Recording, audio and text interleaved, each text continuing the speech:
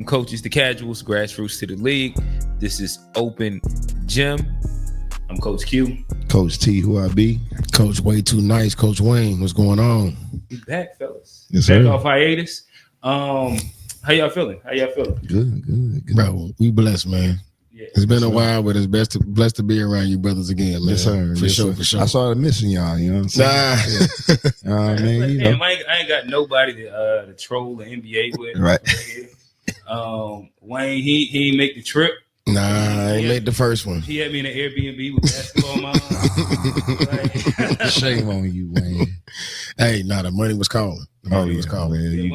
But nonetheless, I think since last time the NBA playoffs have started, AAU portal has opened, the live period is open. Yes, sir. We got a lot that we can kind of get into.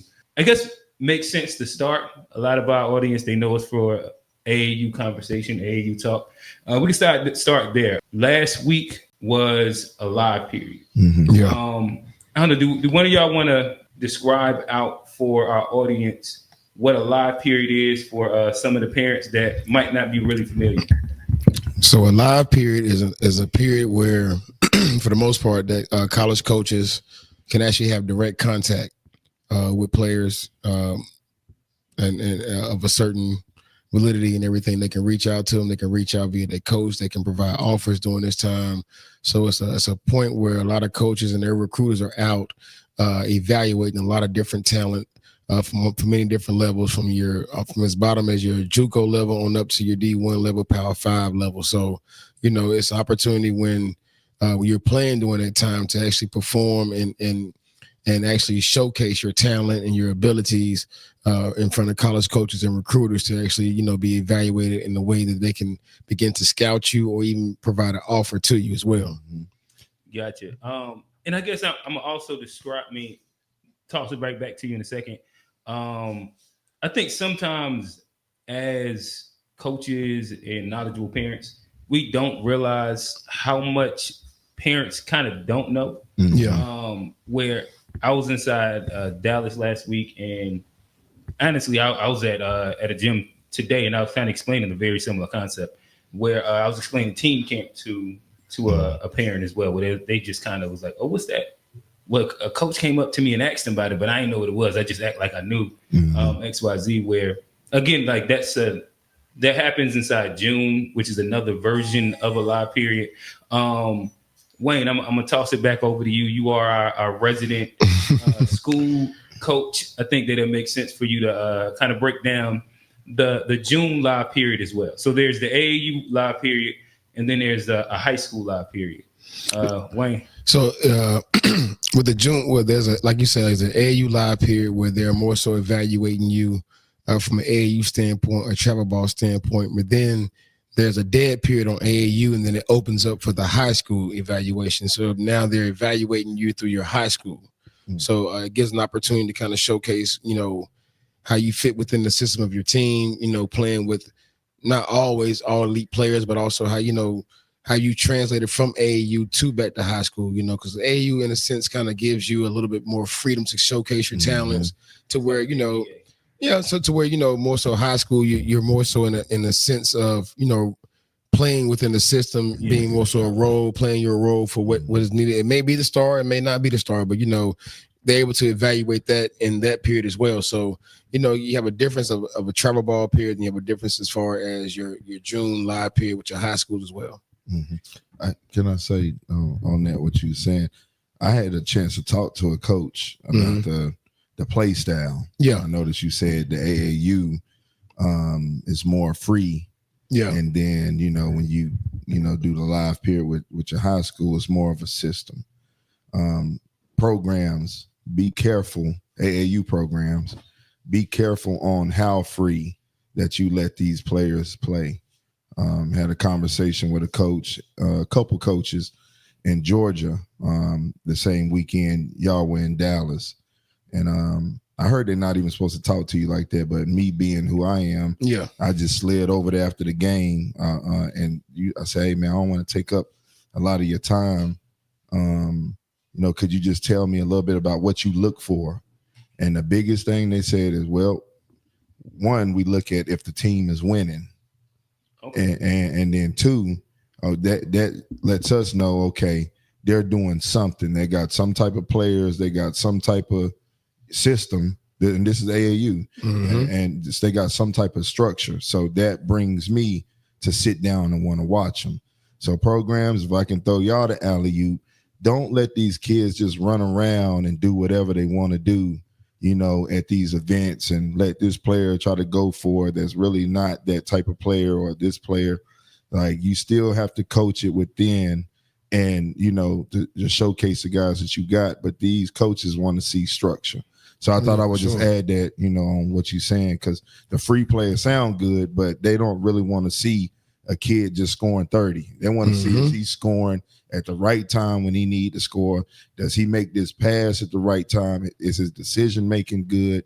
They want to see the intangibles. They don't want to just see you chucking up shots and you 13 for 30. Nah, you're right about that, bro. Yeah. In which I guess we can go through a couple parts of the live sessions.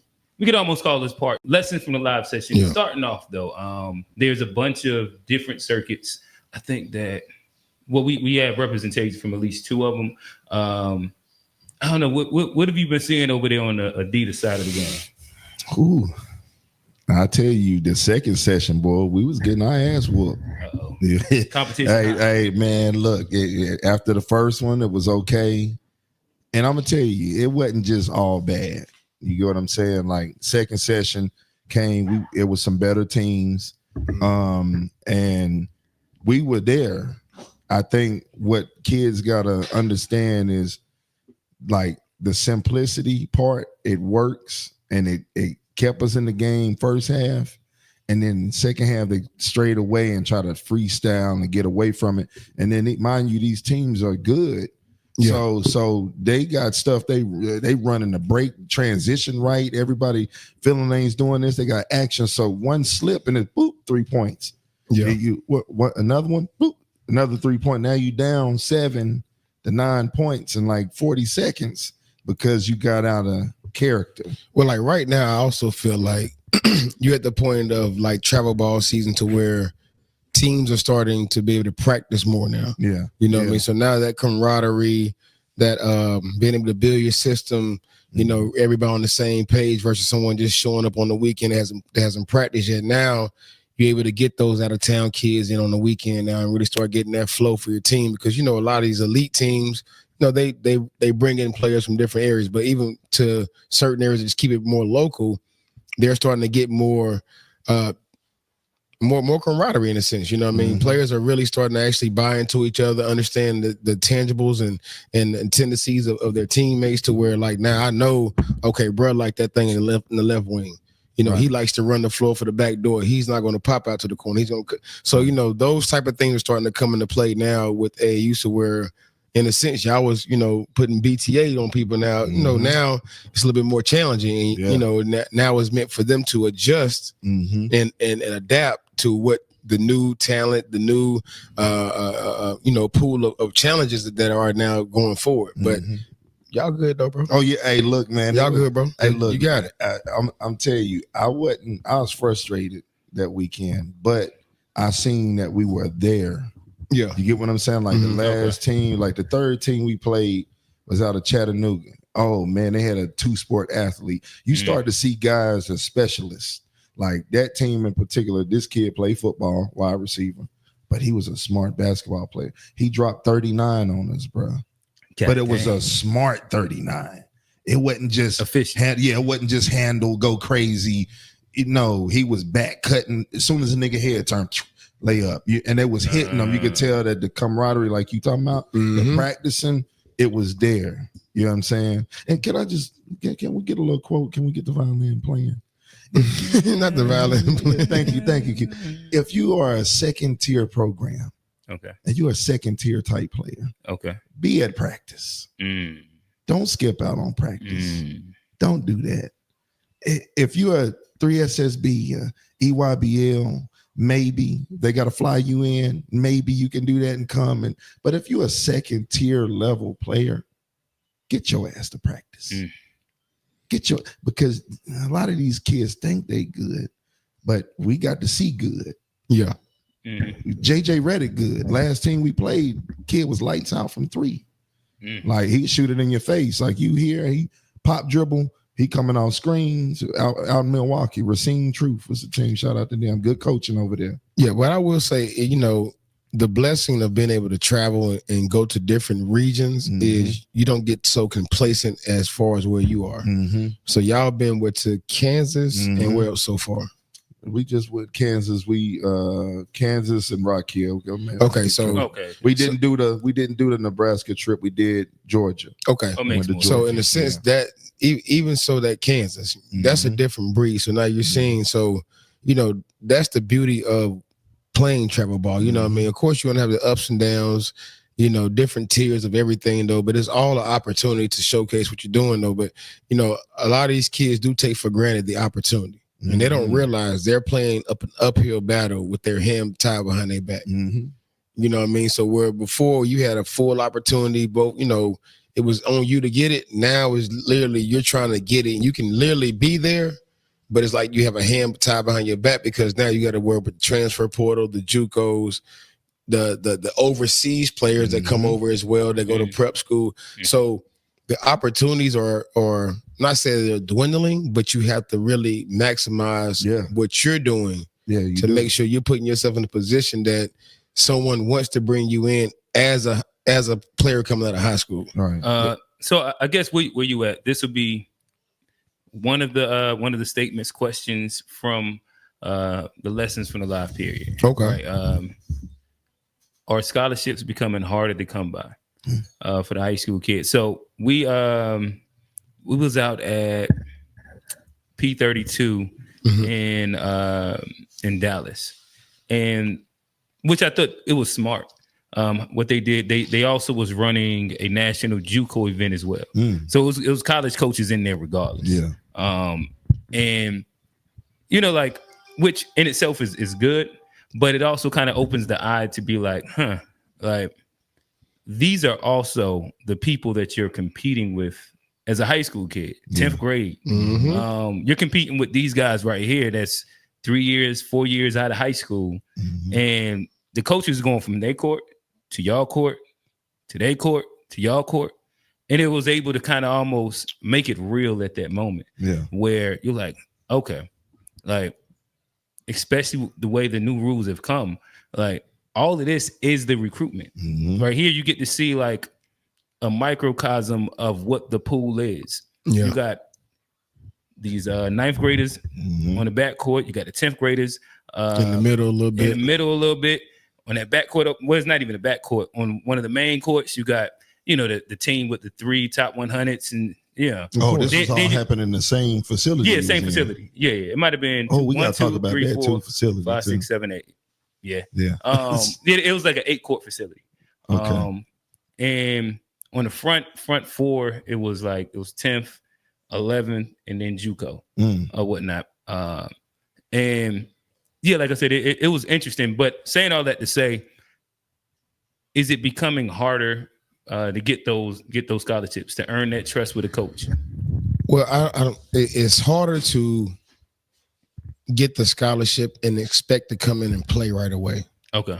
You know what I mean? I feel like there are different levels to it, especially for the Power 5. You know what I mean? You're talking about that. You're talking about coaches that really want, ready-made players. So that may be there. And then I like to consider certain levels of high school Power 5s as well. You know what I mean? Like you got that prep level where they plays in the Geico National Championship, all those type of teams that have those players, like those going to be your cream of the crop players that will get the opportunities for the scholarships at a high school. Then you have that, next tier below that's going to, sign that next tier but it's becoming harder for those who are not listed in the top 100 in a sense. Yeah. To where, you have to understand that your aspirations may be to go to a certain school or a certain level of basketball, but you also have to understand that there may be different levels that you may need to take to get there. So I think, like he's like to mention, they had the JUCO going on. Like that's great because you get to see that they're technically in college and how they grind, how they look, how their bodies look, you know, because in JUCO, you're going to have a combination of guys out of high school, transfers from a D1 or D2 that's trying to go JUCO for that year to get themselves back together. They may not play the year, may have had, you know, situation where got injured, you know, may have had some legal troubles or whatever it may be. Like when I played JUCO, I literally played against, as an 18-year-old, I was playing against a 26-year-old. Golly, he should be with have a family and kids. Bro was fresh out. Damn. A fresh out, you know what I mean? That's how that kid, well, it's a grown man is from Southern. Yeah, you know.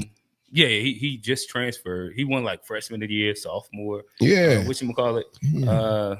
But he like 28, 29. 25, I had my first baby. Damn.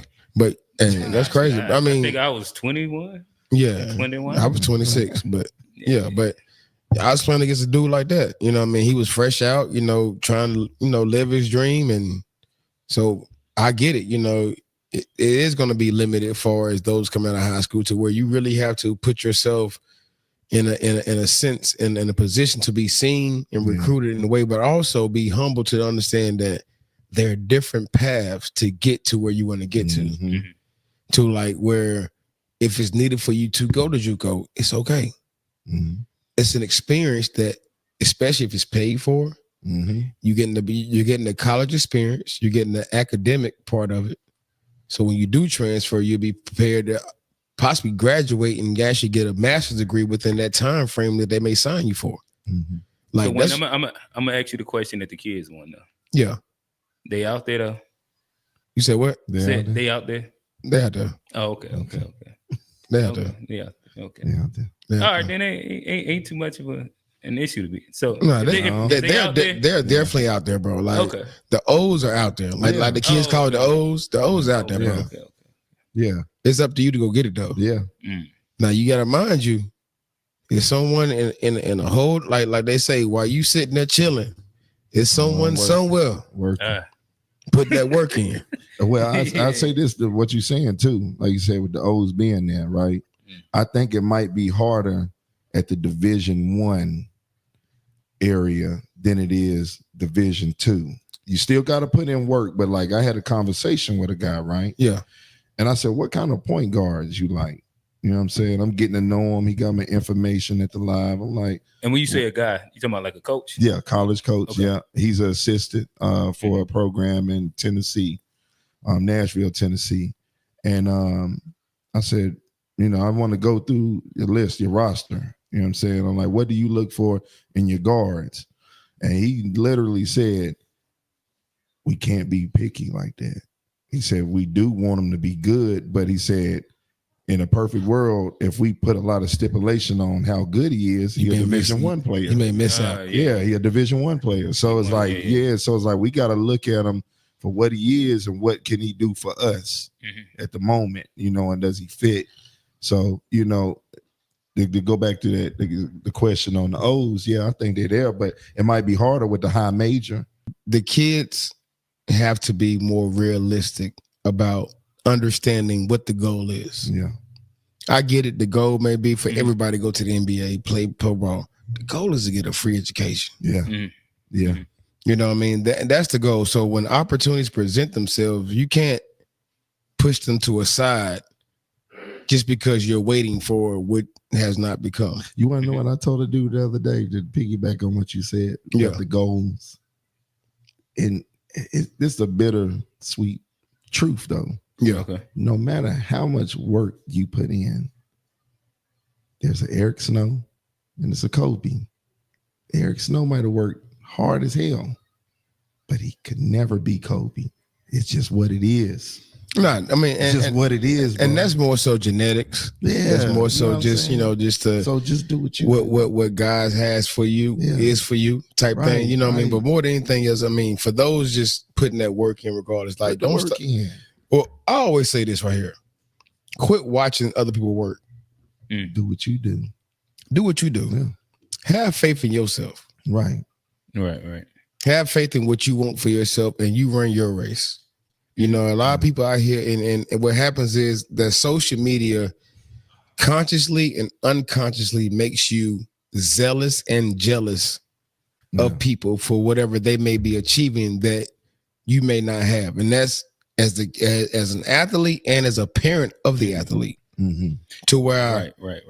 You see a lot of parents move in a way you be like, and they're moving in that way based on them not understanding subconsciously you're moving based on your comparison.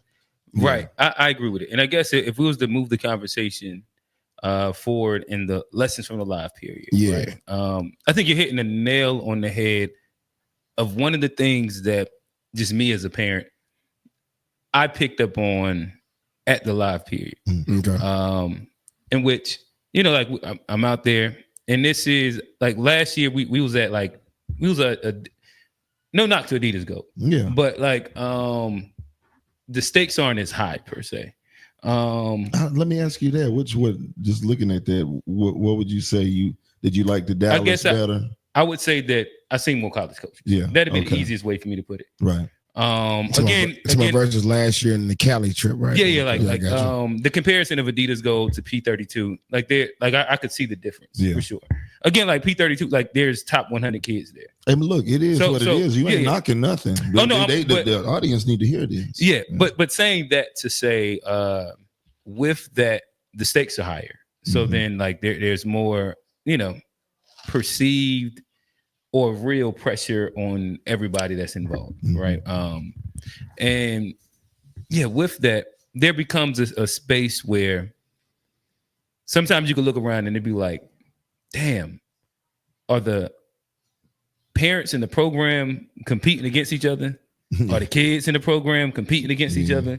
To where, because everybody's here, you can see like a lot of parents, players, you can go coaching staff, like you can go like everybody that's involved in the whole scenario.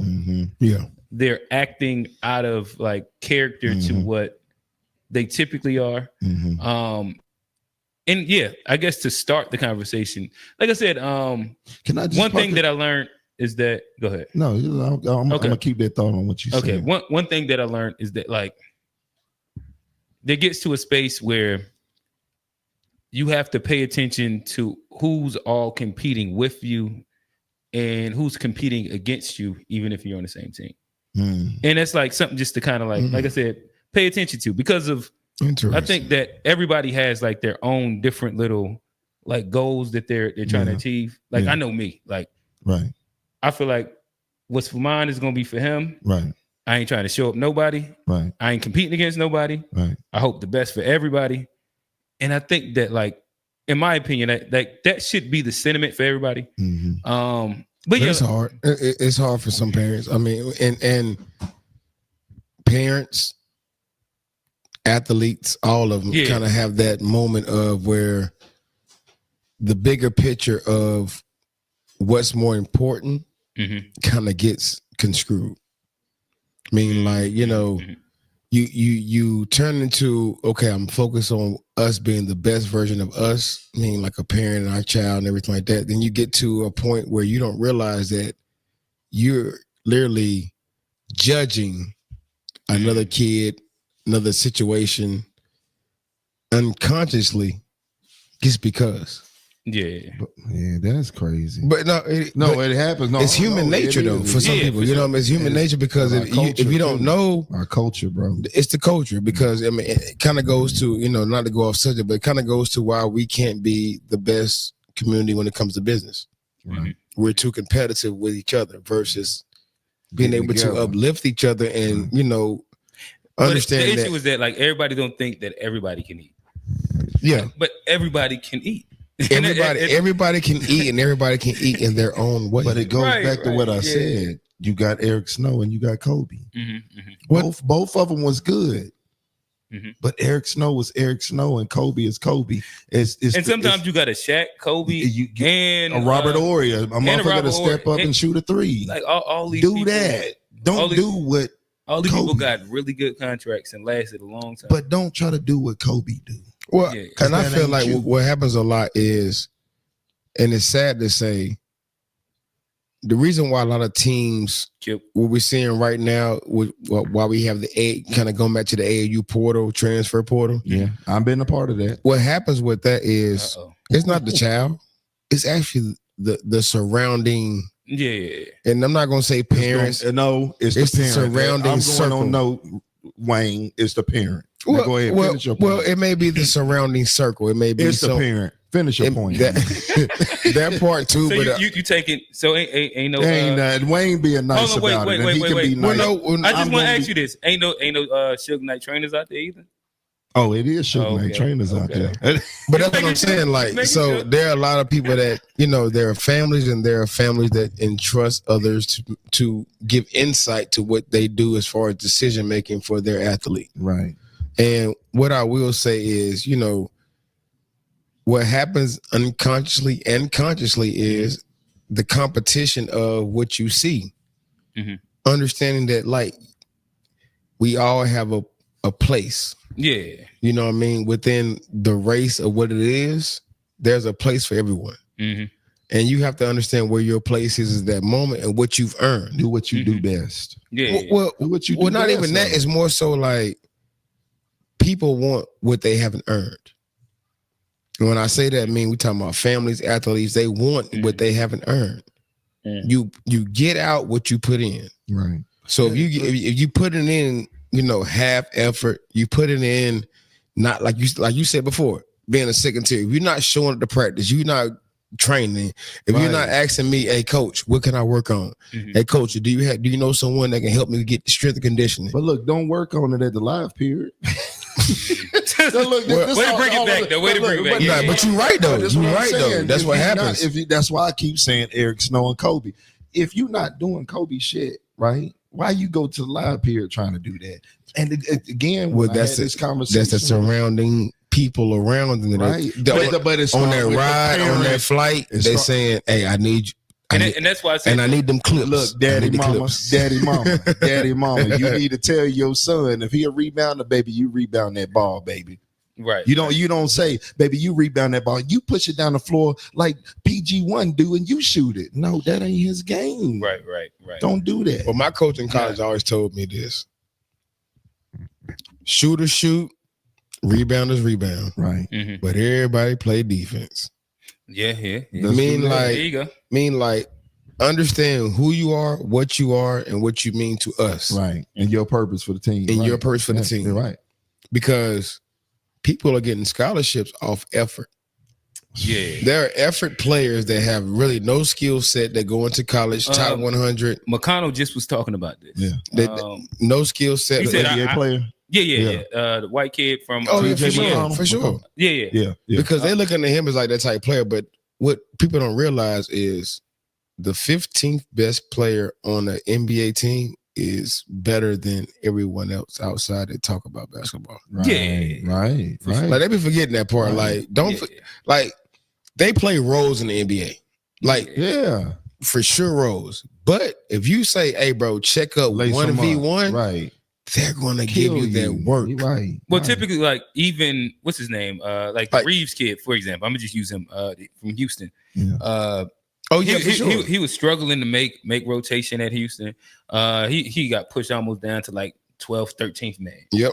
Threw him to the G League, 40 ball. Mm-hmm. 40 ball. Mm-hmm. You know what I mean? Like, NBA players not NBA even to be funny. Like you can use Bronny as an example. Like Bronny struggled in the NBA, but his skill set is so elite. You put him in the G League, now he's averaging almost a double-double. Right. He eventually figured it out. I mean, but that's what everybody didn't want to admit, though. Yeah. It's like you want to be so biased and so against this kid that you didn't admit that he got better. But guess what? Oh, I do think he got better. What they don't see, I do got some Bronny hate, though. But right. we'll see if we make it there. But also, to your point, I'll be Rashad McCants. Please do. But just even so, what people don't see is he still has to develop there, though. Yeah. It's like you're not ready here. Maybe we can get you ready to be this type of TJ McConnell, energy, defense. We don't need nothing but 6 points from you. You don't have to score. Just shut somebody down. Yeah. He's going to have to embrace that because he's not going to be a daddy. And using this to make a Right. make a point to what you said earlier.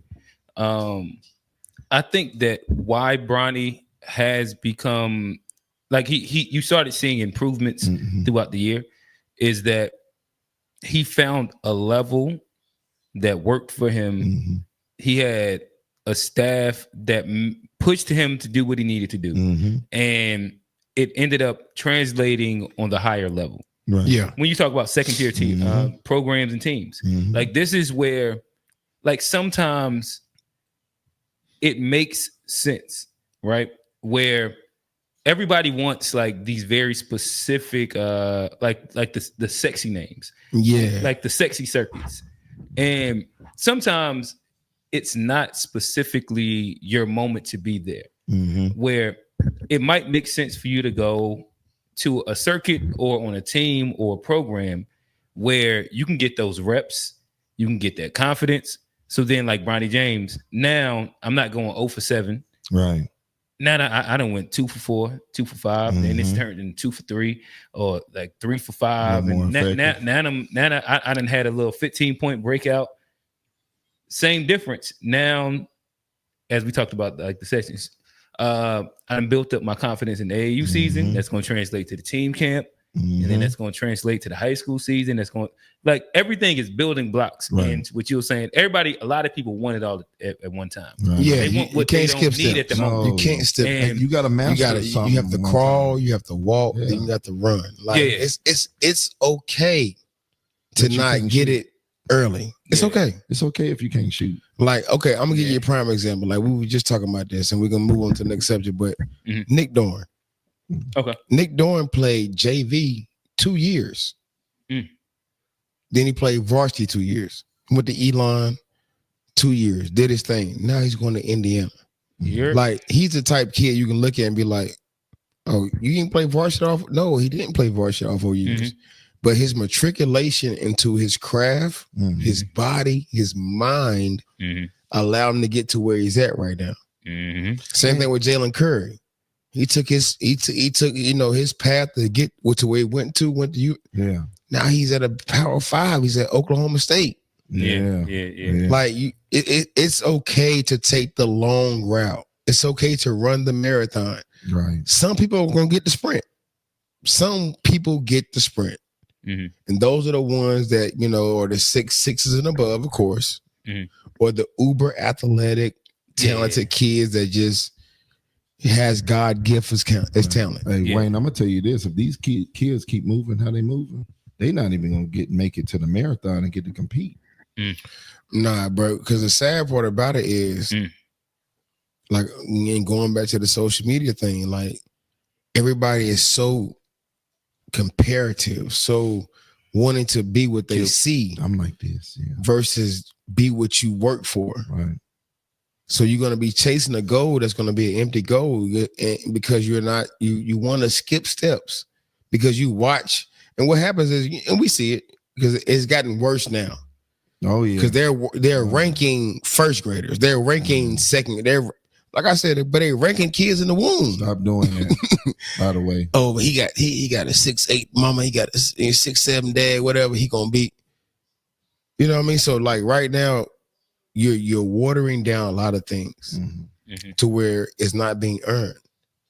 Like I feel like really, let's take away AAU and bring it back to where you started at 6th grade.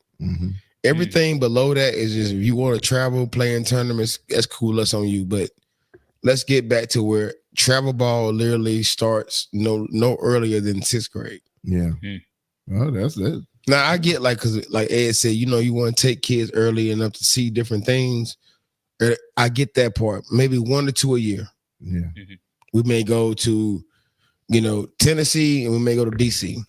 Oh man, just to talk about that, I heard it's a team that like in a month or two span, they like Cali, Texas, and that's too much, man. Florida, Jersey, like bro, for a 3rd grade team, 4th grade, You should be doing all that. We talked about it. You know what I mean? And I understood his logic, and he understood my logic. Right. You know what I mean? So for some, and mind you, with him coaching the older teams as well, sometimes the schedule may mimic each other to make sure I can be there. Right.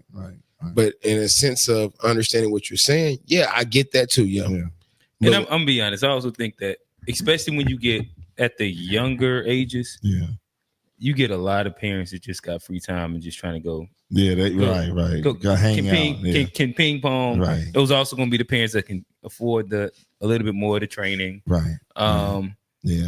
Like, I think that you get a little bit more of that. You do. Where, again, I know if I was to run it back again, probably wouldn't. I don't think that traveling would be important until, like you said, like 6th grade-ish or something like that. Maybe even 7th grade, if you want to push it to that. Yeah. Even though I think that, like, as a parent, especially like the first time around, I would never tell a parent not to.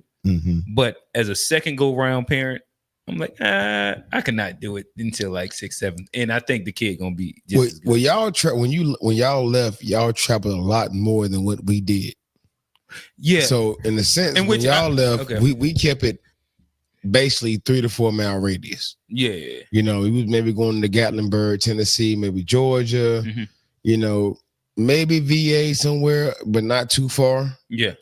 DC may have been the Nationals, or may have been like the Memorial Day tournament. You know, we was going to DC during that time. But outside of those things, we kind of kept it very, you know. And to be honest with us, what we did, like it was fairly strategic. Where the big travel one was the Battle of Magic City. Yeah, that was Alabama. That was Alabama. So I never got to do Alabama. But that was one I wanted to do. Nice, I think we wanted to do that maybe 7th grade, and it fell through. But I mean, other than that, was down there around that time when we went. Bronny James, you remember everybody was talking about him. But we seen Bronny at the USBA. Yeah, they always came there and everything like that. That's my first time I seen Mikey too, when that California team beat Bronny in there with that girl coach. And I was like, yo, who is he? Who was he? It was back shoulder fade, same height that he is right now. Yeah. This time about 5th grade, it was like, yo, who 5th grade, Bronny, not Bronny, Mikey.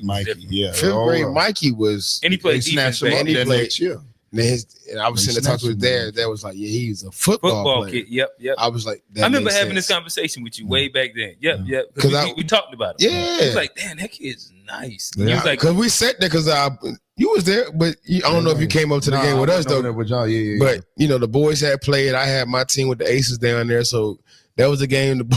That was the game that the boys had lost, like in like the Final Four championship game, where Coach Darius had played some kids a little bit too long than he should have. Yeah. And you know, so y'all was pissed. Yeah. And I had just lost a tough game myself. Yeah. And I remember, you know, remember coming over. Oh, damn, that was, damn, I damn sure remember that.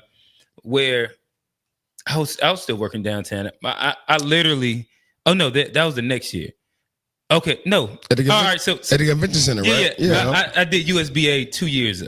Both years I was working downtown. One year, was singing. We had a grandma that was mad for sure. Yeah. She was. We had a grandma that was mad. The next year, we did well, but then we ran into that Blue Chips team. Oh man, what was that guard? Breaks beat off. What was the guard name? Devin Colbert. Devin Colbert. Yeah. Man. The one type they ran at Amoeba. Yeah, that's when I seen Amoeba. I ain't understand. That 113. 113. Yeah, and we did not understand. It was like, what is that? Bro, that defense right there. I know but we gonna get back to it, y'all. Listen, from the live. That one defense right there is the only zone I would run, because it is so unacknowledgeable, right? Because you don't understand what's going on. Yeah, I'm like, what is that? And literally, I was actually about to go through the process, but I can't give y'all the sauce because I may use it next year. But bro, it has a lot of man principles, and it has zone principles. Yeah. But the man principles overtake the zone principles to where you don't know what's going on, right? Unless you know how to really acknowledge it. And it'll even mess so you then you're still gonna mess up. It'll mess you up as a coach too, because if you ain't got no like concept Oh yeah, And then you trying to, and you yeah. got a man off, and you like, what is it? I don't know when to call him. Yeah, if you ISO ball, it's gonna kill you. Yeah. Now, if you got some offside, some triangle action, some off ball action, you making understand what's going on, but it's still gonna be tough because if you have any long type players and very IQ heavy players, it's they can get in that particular defense and literally shut a whole offense down. No, it gave us problems. Yeah. I guess I would say, let me see. All right, With so the live if we try and circle back to the live period. We got some fun things, got some more like serious things. Like I said, for me, I'm gonna run down a couple of mine, and then some of y'all lessons. Like I said, one of mine is that, like, as a parent, me and my we're not competing against no parents. We're not competing with no kids. Like, we just out here and attempting to make sure that he just does the best that he can. And to me, that leads me into another lesson, leading to and then into the live period. You got to stay away from the AAU gossip mill. Yeah. Like, when I tell you, like, I done got calls from coaches like, damn, I heard you about to go here, go there. And I'm like, well, I know, especially with my son, I'm the only one that handles any basketball business. Yeah, right. I know I ain't talked to no coaches. Right. I'm like, where the hell is niggas getting? Why is this coach on my line telling me I'm about to go here and here? Man. Like, where would y'all be getting this from? Right. Because I know for a fact I haven't said not a damn thing. Right. And that's I'm like, damn, like, stay away from them little gossip mills, because you never know, like, what's being said, and like the different little narratives that can be thrown out. And hey, bro, the old school rule is never tell nobody your next move. Yeah, and not saying that you have done that, but that's what happens. That's how things, the rumor mill gets going, is you've been mentioning something to somebody, right? Yeah, and of course they can't help but in conversation re-mention what you mentioned. Yeah. And that triggers, we've seen that. I mean, it's a lot of going on right now that we just talked about for getting on air. That was like, we don't know validity of it, but the rumor mill, I can see that part too. Yeah, the rumor mill floats. It do. But some of it be true too, and some be true and some don't be true. Got some rumor mill stuff this year that was true. But you know what? And they ain't think I was gonna get it. Hey, I'm tapped in. I want y'all to know. Y'all watching this? I'm tapped in to all these programs. I got at least one guy that I talk to, and I know what's going on. You talking too much right now. Trey is the rumor mill. Giving up too much insight. But they don't know. You do, my guy. That's what it is. But they'll never know. We just figured it out. You have to keep those resources on the low. They don't know. They don't know. They don't know who it is. Yeah. You should not be revealing your secrets at this moment. It's not a secret. Hey, it is what it is, though.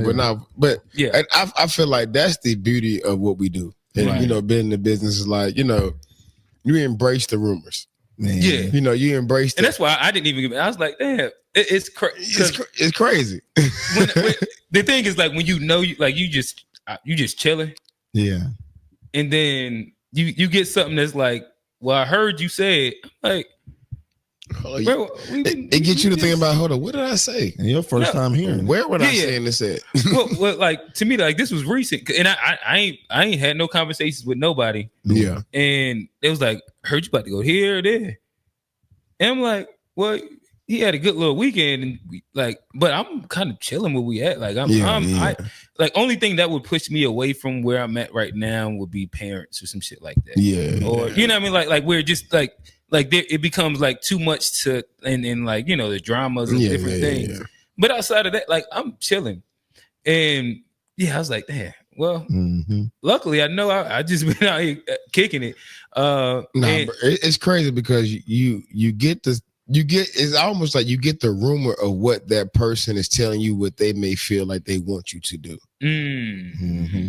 And they say, be just saying, hey, bro, I heard the kid going to play with Team Thad this weekend. I heard the kid going to play with Team Loaded, Team, You be like, bro, listen here. I haven't spoken with anyone. Bro, I'm trying to enjoy my off weekend. Or I'm trying to use this particular session as a mini vacation for myself, to where I'm actually detached from everything that's going on with this stuff. Yeah. But he might be trying to too, instead of that, just say throw it out there to see if you even think about that. That could be. He could do that, And too. that could be true. It's almost like hollering at a shoulder, and you know, you'd be like, let me throw this out there and see how she grab it. If she grab it this way, we Gucci. If she flip out, then I'm a smoothly transition. So I get you on that, bro. You know what I'm saying? You gotta throw it out there, throw the bait out there, and smoothly transition. I got you, bro. Nah, for real though. But you're right though. Like I understood that I missed this weekend for the live period, but I kept up from a distance. Yeah. And what I will say is I feel like, you know, the opportunity is definitely there for those, you know, especially for you know, our son's team and everything. Yeah. But also just looking at other teams like, you know what? I don't know if it's the level that we've gotten to now. We've been 16 years from. Yeah, you understand, like they're there. Yeah. They're, you know, they can really, you know, they can hold their own. Yeah. You know, the B-Mays game. Mm-hmm. Yeah. You know, we had the weekend before the live period. It was actually a valuation period. Valuation period is another period that y'all can actually, coach can watch from afar, can contact directly, but can watch from afar. Know that part as well. Like right now in the dead period, been to tell y'all that earlier. In the dead period right now. But it's what it is. But we're gonna get Wayne to break more of this now. Yeah, it is. But understanding that I watched that game and watched him compete against some kids that are, in a sense, highly talented for B-Mays, Elite 16U. So good team. Yeah. You know, well coached. Should have won. They were missing one of their better players. They were missing Lil Cherry, Condis. Oh no, he played for a different team now. Oh, so he's left him. Okay, so because he was on the roster for them for that tournament. Yeah, no, but you know, I seen the transition post. We're gonna get in the AAU tenfold. The portal. Got you. But you know, shout out to the AAU portal. We love it. Yeah, we love it. But just seeing them compete in that game, and it was like, you know, you what? ain't happy if you were big. You ain't happy with your team. And you looking somewhere where you can catch alleys. You know what I mean? EA, no. Go ahead, say it. No. We usually throw it. He going shoot night right now. No. If you don't want the coach dancing all in your videos, trying to take selfies and everything, just hoop. You know, you got an opportunity to come to We Just Hoop, or you got an opportunity to come to EA Prep because the opportunity is there for you. It's there. You know what I mean? Especially on the AAU level, if you're looking to really actually expand yourself. Because right now on the EA Prep level, they've only played one session. Yeah. So the opportunity there to get about 3 more sessions, you know, 2 to 3 more sessions in. But you know, for the most part, hey, don't knock what you don't try. Hey, look, and y'all know it's all love. You know what I'm saying? I would have told them to come to y'all first. If it don't work out, come to me. That's the type of guy. That part. Hey, another note. I'm thinking about dropping back down to the babies. Okay. And starting over again. Okay. I talked to my son about it. He's like, yo, Dad, I feel like you should start over again and like bring them up. Because I was like, I got the coaching itch again, bro. Like, I really got it. Well, I say this. I got that coaching itch again, but I want some babies. I'll piggyback on what I either want babies or I want girls. Oh, here you go, Wayne. Come on, man. See, I can see the babies. I either want babies or I want girls. Now I'll get the pie in the face. You know what I'm saying? I ain't gonna lie, like I would be interested in like I wouldn't want to go to babies though. I like 4th grade, 5th grade. Like I wouldn't want to coach much under 5th grade, 5th or 6th. Yeah. Come to We Just Hoop. Oh, you know I gotta throw it out there one. But again, lessons from the live period. Before I got Wayne gets up out of here, when asked any lesson you want to leave us off with, Wayne got things to do tonight. But, skipping out like I did. Life be life. Be life. No, we get it for sure. You actually gave us more time than you said that you was going to be able to. For sure. We appreciate it. Audience appreciates it. Yes, any lessons from the live period that you want to leave us off with? What I will say is, do what's best for you. Mhm. Do what's best for your child. Understand, I understand the glitz and glam of certain circuits may be appealing to everyone, and it may be good to be associated with a certain name, a certain team. But what is it actually doing for your kid? Mm-hmm. Are you looking at your child and saying, right now is my child recruitable? Preach. Because right now, if that word is not being used amongst your vocabulary as far as what they're doing right now as a student athlete, then you may be doing it for the wrong reason. Preach. So right now, you should be looking at, is my child or am I recruitable? If I'm not recruitable, what I need to do to become recruitable? Right. If I am recruitable, what I need to do to boost that recruitment status to make sure I get to a level that I strive to be at. Right. A lot of everybody want to be Power 5, but are you doing what it takes to be Power 5? Because you got the metrics to be powerful. you have the metrics, because playing that game 2 or 3 hours a day ain't the metrics. It is not it. Your mom player get better though. Your my player get better. You get your VC points and all that. You put the tattoos on your ankles. Get the tattoos on the ankles. You get the new fit. You get the new Jordans. You can dress up as a mascot sometime and get buckets. In the 1v1s, and the 2v2, the 3v3s.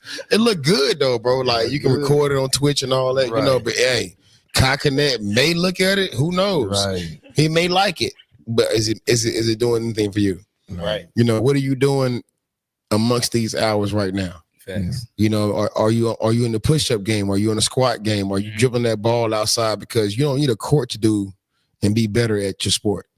Right. Football, basketball, baseball, there's a lot of things y'all can do when you're not at the field of your sport. Be it the court, be it the football field, be it the baseball field, be it the track, be it the golf course, wherever it may be.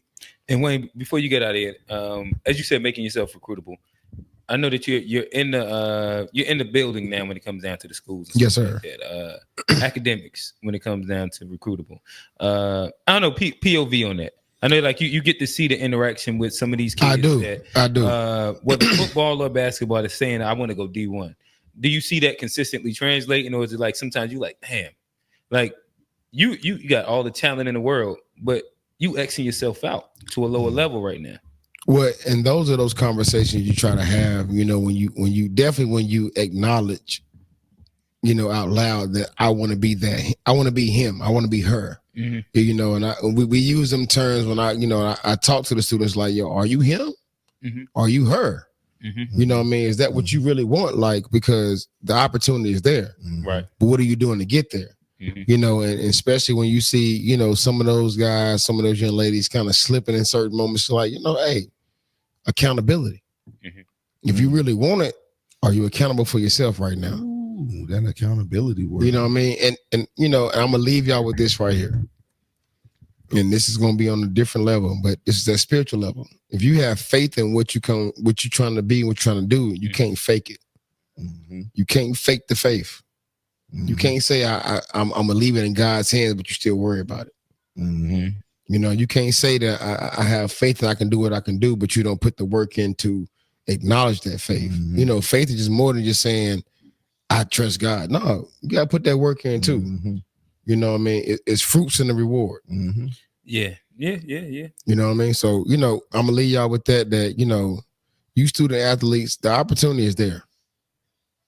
You can't let it go. You can't let it go by the wayside based on what you're doing, what you hear, what you see someone else do.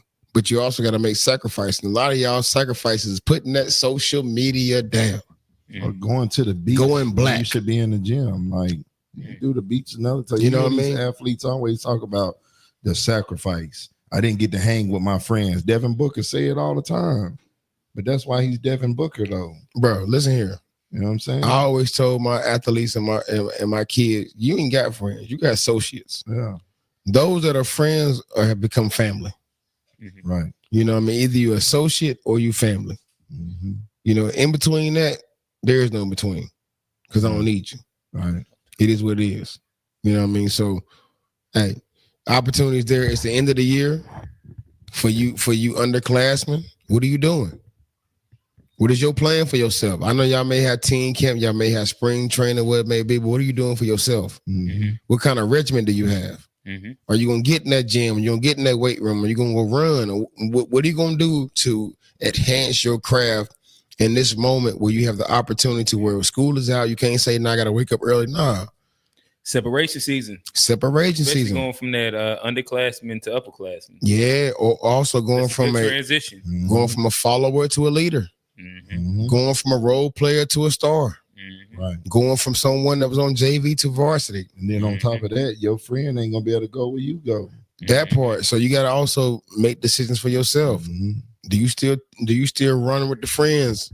You still play with mom and pop? Right. Or do AAU team where you can actually elevate yourself? Or do you get this over here and you go instead of staying over there with them? Do you separate yourself from the individual you see that may be around you, but ain't with you? Right.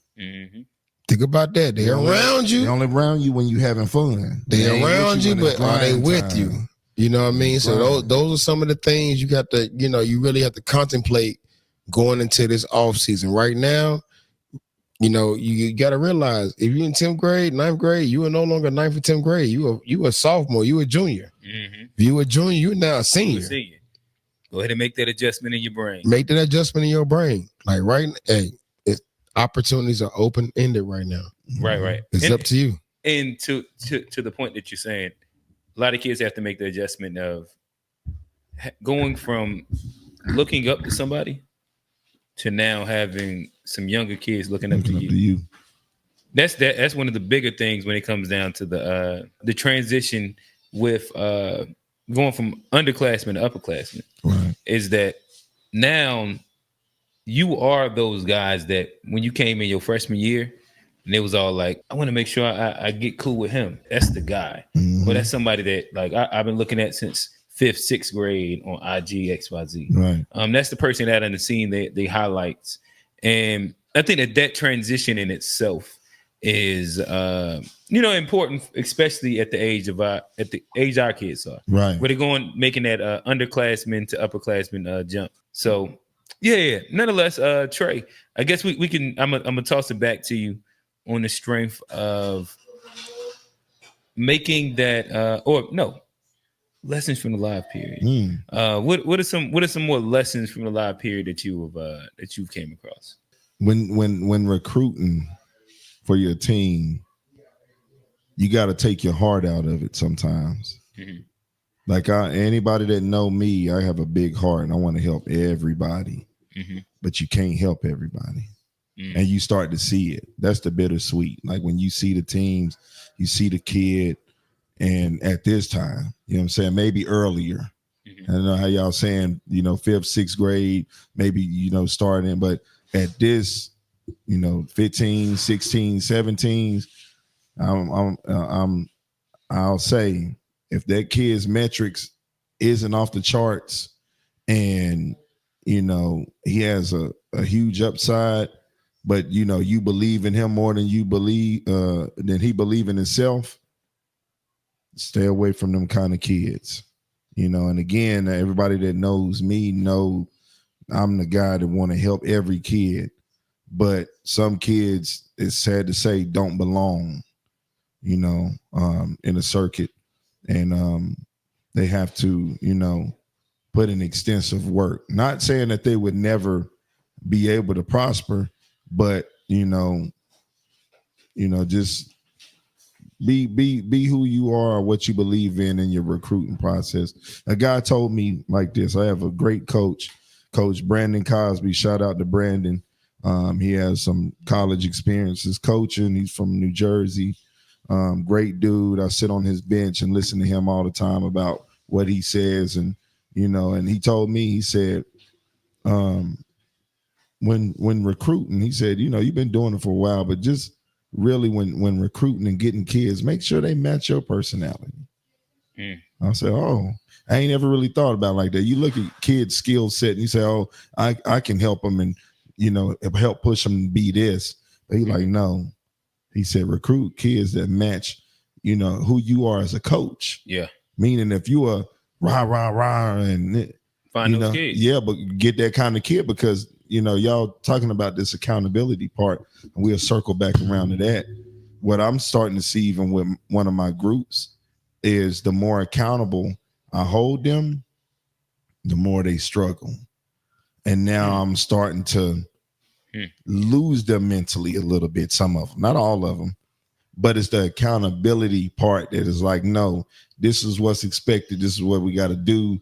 I'm not selling for nothing less. And then it's like, oh, shoot. You know what I'm saying? Like, he tripping.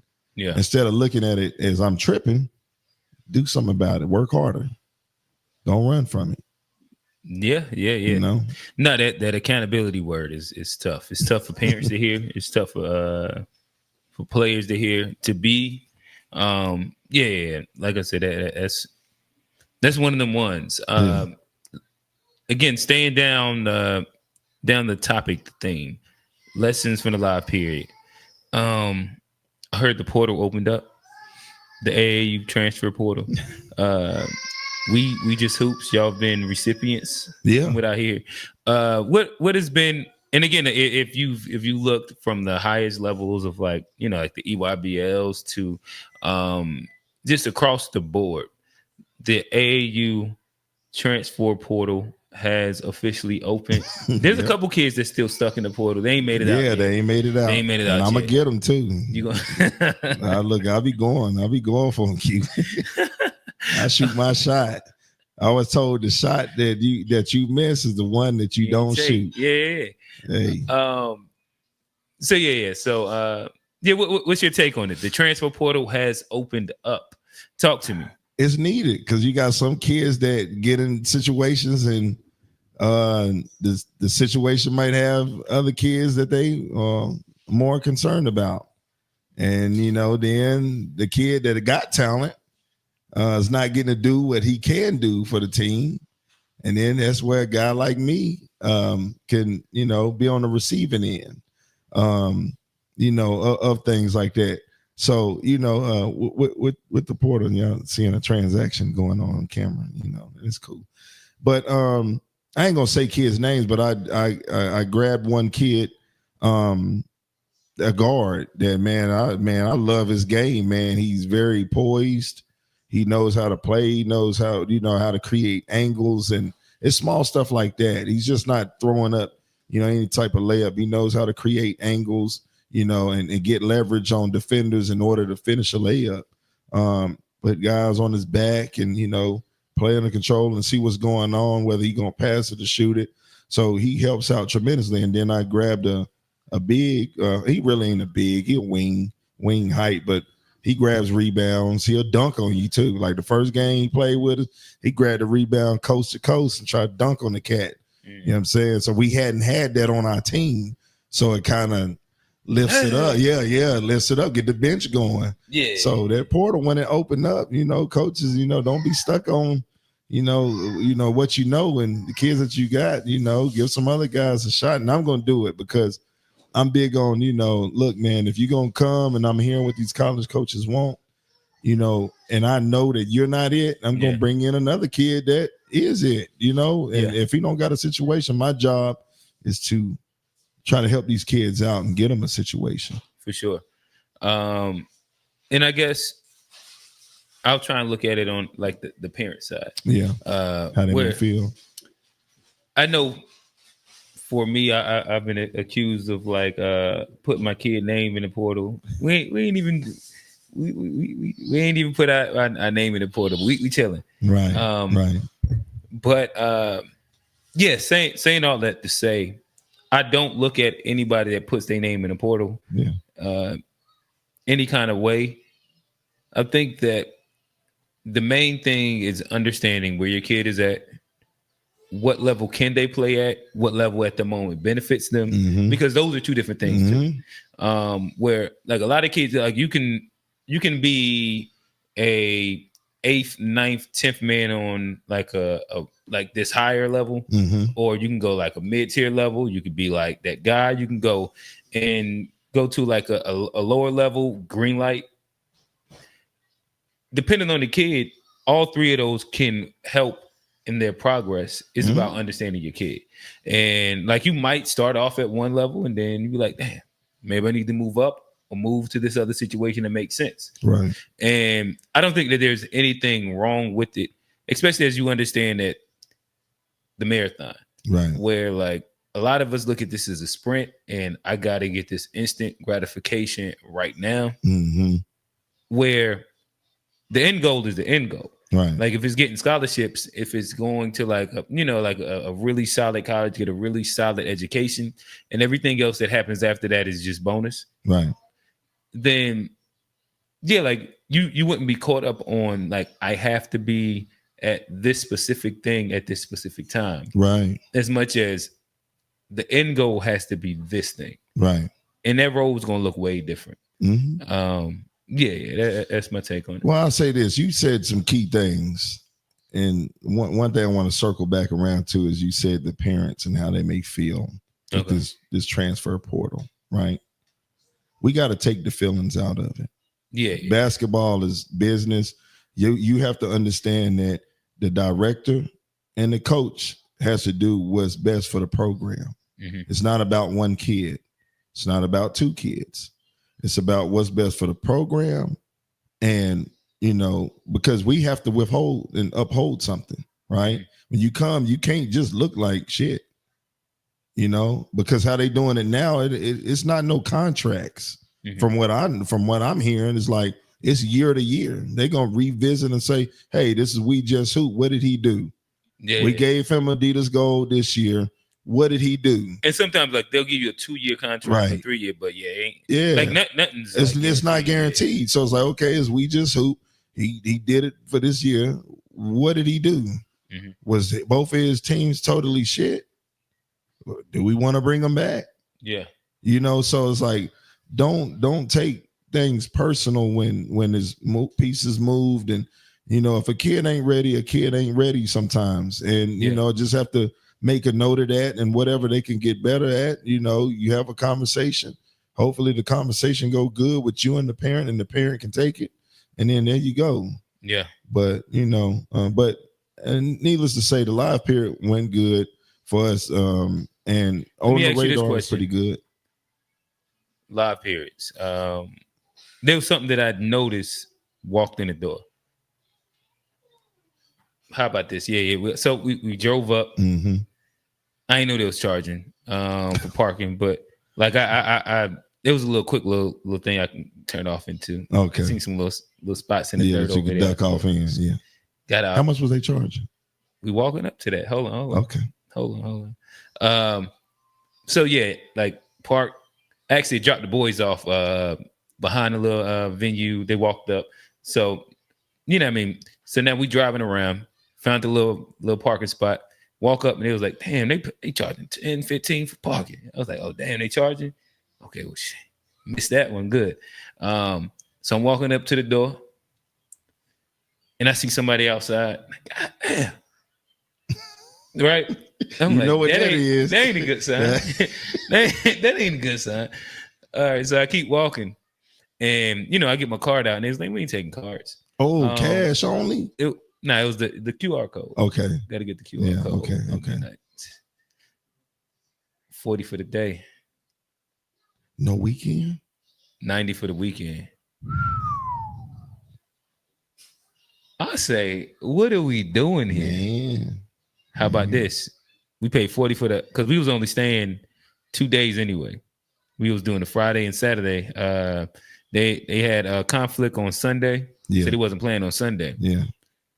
Friday, throw that 40 out. Guess what happened? Team no show. Oh, so you could have saved 40. That's pizza money. We threw 40 to watch some other parent kids play. Oh my goodness, man. Went up, no refund. And I'm like, damn, hella money grab. Oh man. But crazy. You know what did happen? Our guy Wayne, he talked to us. He say AAU cheat codes. What was one of the things he said? Do you remember? What, go on Amazon? Go on Amazon. Get that little band. Luckily, we had a parent pull up. They had the bands. Shout out to the parent. Toya, you one of them ones. One of them what legendary. Legendary. And nobody was at Dave and Buster's. She knows what that means. Right. She watched that. Right. But yeah, she pulled up. She had the little band on. So next day got in free. So I was like, okay. Yeah. I feel good about the fact that I only paid $40 for the weekend for the basketball. That's crazy. That used to be like, God damn, they charging for the weekend pass money. $90, bro. That's more than the AAU Nationals. It was like 75, wasn't it? Yeah, and that was for like 7 days. Yeah, 6 days or something. But yeah, they done bumped it up to 40 a day at the sessions, 90 for the weekend pass. What those prices look like out there for y'all live? I'm gonna tell you, I don't even know because I'm a good old USA certified. Oh no, you on the coach bag? Yeah, you might want to get on the bench. That's what I'll tell you, man. I don't want to. Yeah, I mean, just get added to the bench. That has been a benefit. Okay, I want to say that Adidas joint was 40 or 45, probably for the weekend or a day. I think that's a day. Yeah, they was hitting, and you ain't got no choice. Well, you don't already flew out there. And then look, Rock Hill, got the hotel, got the rental car. They then they might as well run it up. And then they tell you, we don't want to see nothing else in here. So we had to go. We had to get a parent. Oh, you talking about Rock Hill? Get Adidas socks because some of the guys slipping. They got on.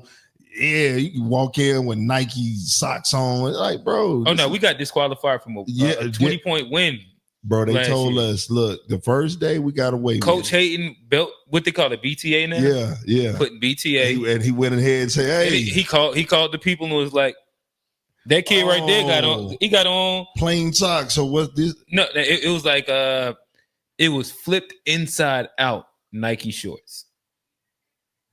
Flipped inside out. And shame on you, coach. Whatever coach did that to the EA Pro, shame on you. Up 20. Up 20, half. You can't do that because you losing, bro. Take that L, man. Nasty work. Ooh. Nasty work. I ain't never heard that. Yeah, that happened last year. That gotta be one of the lowest things. Adidas Gold Nationals. Ooh, that's low. Yeah. I hope you're watching, Coach. That you were talking about pulling the rabbit out the hat. If I remember the team, I'd say it. Oh man! But I don't really remember it. That's kind of low though.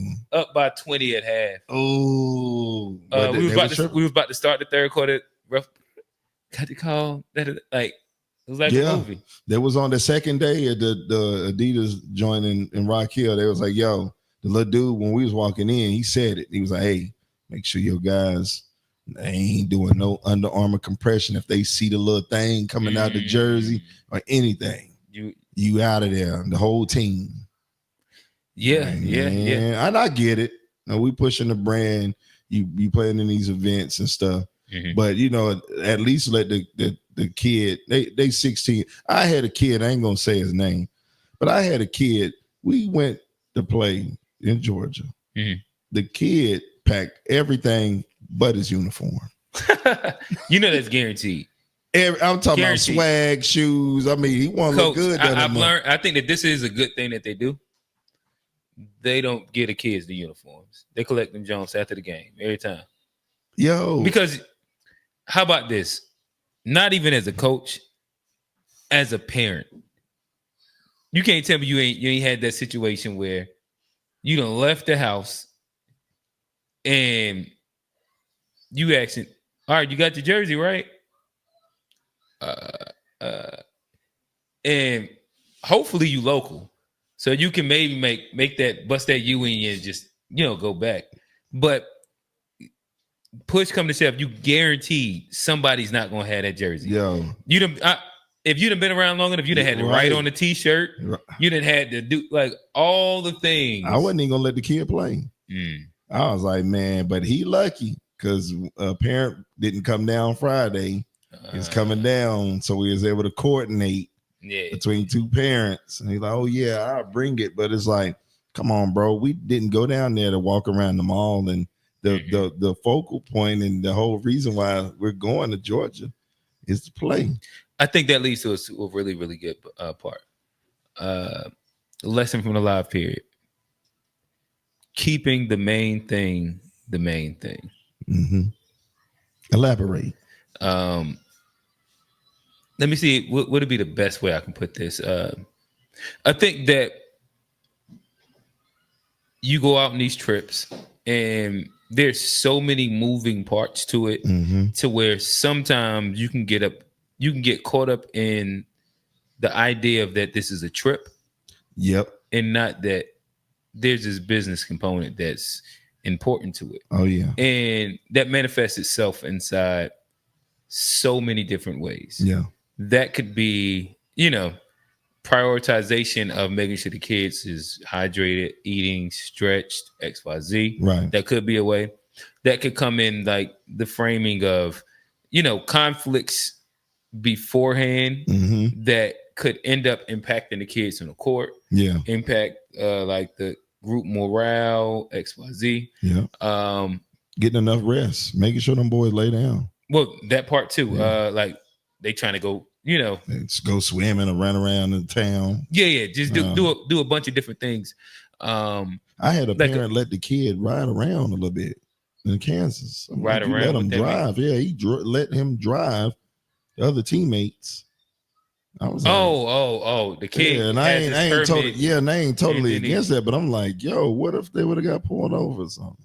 Did the kid have like his license or permit? I think so.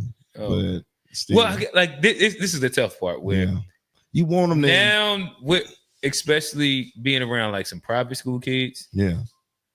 Like my son, he just was working out with a kid at the gym, in which on Fridays like we get up and we work. But that kid drives himself there. Same team.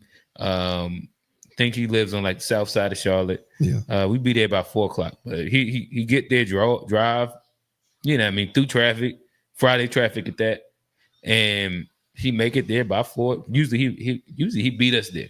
And which is that like, yeah, he knows way around Charlotte fairly well, XYZ. Where like, me and mom, like I couldn't imagine right now. Right now. Yeah. Where that I get it, but I don't get it. Right. We out of town. You need to take it. Y'all shouldn't be driving around. Man. Lay down. Y'all don't even know where y'all at. Right. You don't know what that wrong turn take you. Eat a burger that you shouldn't be eating and go lay down. Shouldn't be eating the burger anyway, but I ain't gonna do you like eat the burger and go to sleep. Right. But keeping the main thing. Yeah.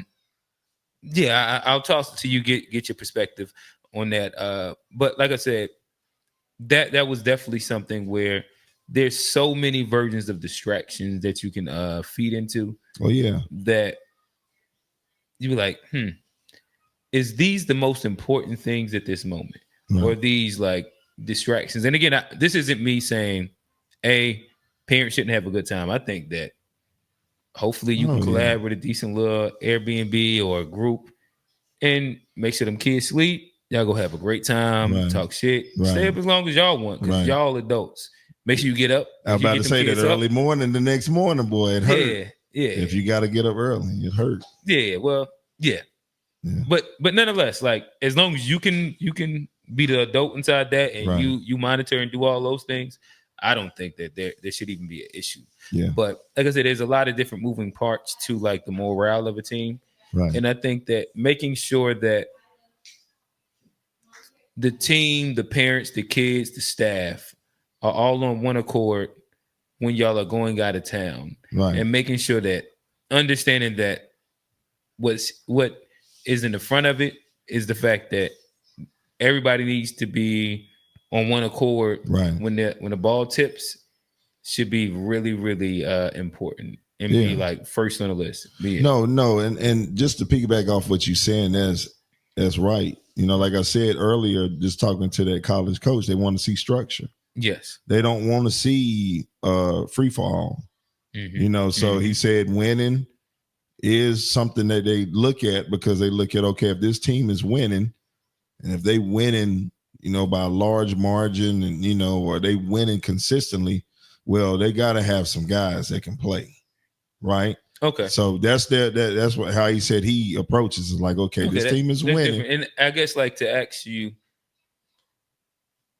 I have also heard a coach say, like they don't recruit teams, they recruit players. Correct.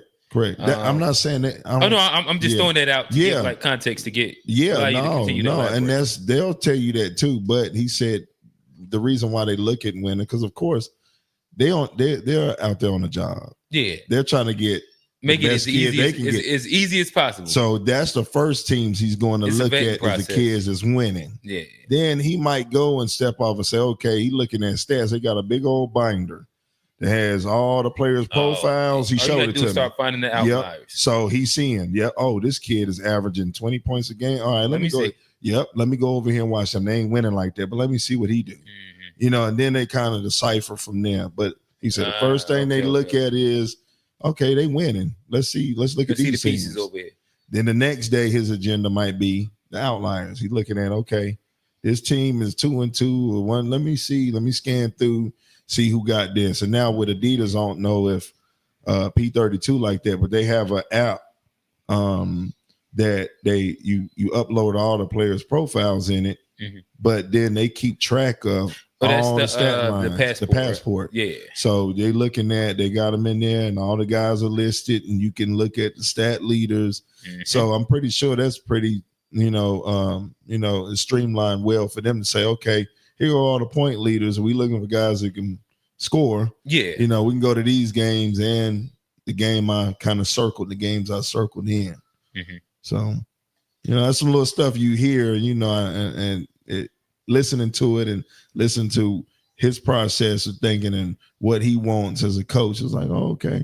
I appreciated him talking to me. You know what I'm saying? Outside of that, man, my takes from it is these little guys really have to work on their craft and get in the gym. And some kids are delusional. Some kids think they are good. Okay. And some of them think that they don't have to train or they can train one day. I was seeing kids with skill sets. Okay. Specialists, shooters, guy that could do this, the guy that could do that. I ain't gonna lie.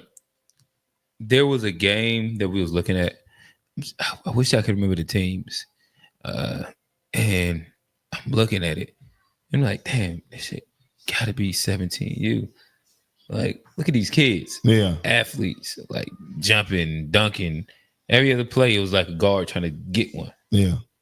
And this might have been like Max Levels, which is Tyrese Maxey team. Yeah. And I can't remember the other team. But I'm watching it, and I'm like, damn, it's some solid at 17U. Like, it's some players here. Yeah. I went to the parent. I was like, man, what grade is 15? 15U. I say, oh shit. Like, it's some athletes. It's crazy. Athletes. They weren't like just fumbling over. Like, how you get them football player athletes. Yeah, They was still, they skilled. Yeah. And in which I wouldn't be like they was like hyper skilled, but they passed the eye test. Right.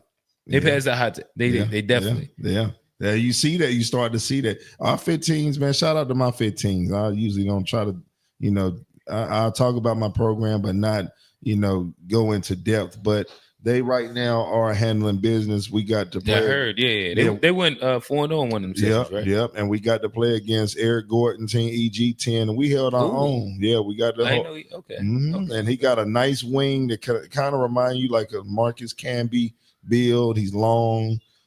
He can shoot it. He's shifty. He can cross you. He'll get in. He'll take you in the post and fade on you. That's not a Marcus Camby. Nah. But I'm talking just how he. All right. Yeah, how he looks. Okay. Not game, but he can score at every level though. He can shoot a three. I ain't see the Candyman give me like not that. I was just the fade. Yeah, I was just thinking about how he looked. His build. Yeah, arms afterwards. Yeah. So he was long. Pause. Kids like to say that. Had to throw that out there. But and then they had another kid too on that team that he was vocal. He was a leader, light-skinned kid. I think it was number 10, but he talked all game. Like, I'm telling you, like if you're a college coach, I haven't seen that from no team that we've played all this kids year. Don't realize what certain things are like highly recruitable skills. Bro. You can tell it to them. Over and over. Look, I hope he grows more. I don't know what his parents look like, his metric. He got decent size. But this kid talked all game. They played a nice team. We watched the championship, me and the coach. They played a team out of Florida. And just when it started, like, I hope I don't get the kid in trouble. But he was locked in. He was like, we got this shit. And like, he looking at him like, You know what I'm saying? Every play, like in between, we got this, y'all. Knock that free throw down. There we go, baby. I'm like, and it's not the point guard. And that's crazy. You didn't say that. You said that because I would have thought he was. No, but my thing is that people don't realize, teams don't realize this. Coaches, not coaches, but parents don't necessarily like that. Is such an essential player. It is. The funny thing is that like that player can be man, and he gonna be on the court. Because of like a coach can easily recognize what that tangible is. But if you got any version of a skill set and you that person, like you're recruitable. No, he could play, he could shoot it. You're recruitable. But the thing was like you could be Mateen Cleaves off of that. Man, look, that kid. You could be what's the kid from Tennessee with the braids. Oh yeah, Ziegler. Yeah, Ziegler. You could be a bunch of things. But you could tell what it did for the team, and this ain't even the coach talking to him. These guys are rallying behind. You could be Deontay Neal off that, right? I'm like, yo, like it's certain kids that you can tell the winner tangible. Yeah. Just the way they approach the game, the way they deal with conflict, the way they deal with adversity. Yeah, the rapport that they keep, like no matter what. Right. Y'all down 15, like no. All it takes is one more. Right. And we about to start. And that's what he would say. Like I'm listening to him throughout the game and he's saying stuff like a high character kid. So, to me, we got to play them and they was in a championship. They won the whole thing in Rock Hill. But as a program director, I said we were right there because it was funny thing before the game. I went and got some pizza at the little spot across the street. Oh, yeah. Yeah, it solid was good. Little bar. Yeah, yeah. So I sat at the bar, got me a beer, some wings, got some pizza. And then I was finishing up, and the dude, one of the little trainers, was sitting behind me. So as I get up and I'm walking off, he was like, "It's one of them days, huh, coach?" And I'm like, yeah, I was like, a little bit, So me and him got to rapping, and I didn't know that's who we playing though. Yeah. So I'm talking to him, and I'm like, He said, I said, who's your team? And he said it, and I was like, and I ain't say it right away. I'm like, that sounds like the team we play. And he was like, yeah, we out of Indianapolis. Then we work every day. We got trainers that work them out every day. Like we a legit program. And then, as we kept talking, I was like, EG10, I think we play y'all. And immediately he said, oh, we already scouted y'all. Number 4 that y'all got, Scrappy, played defensive guard, Josh Cosby, coach's son. He scrappy guard. He already knew you got the pieces. Yeah. So he was like, yeah, we already know what y'all looking like. And then after the game, he said, I was like, man, we're going to see y'all again. I said, we like a piece away, maybe 2. Mm-hmm. He was like, nah. I don't want to see that when you get up. I'm like, nah, because they scrappy. That's a scrappy group. Yeah. The group I got, they really play with energy. They play for each other.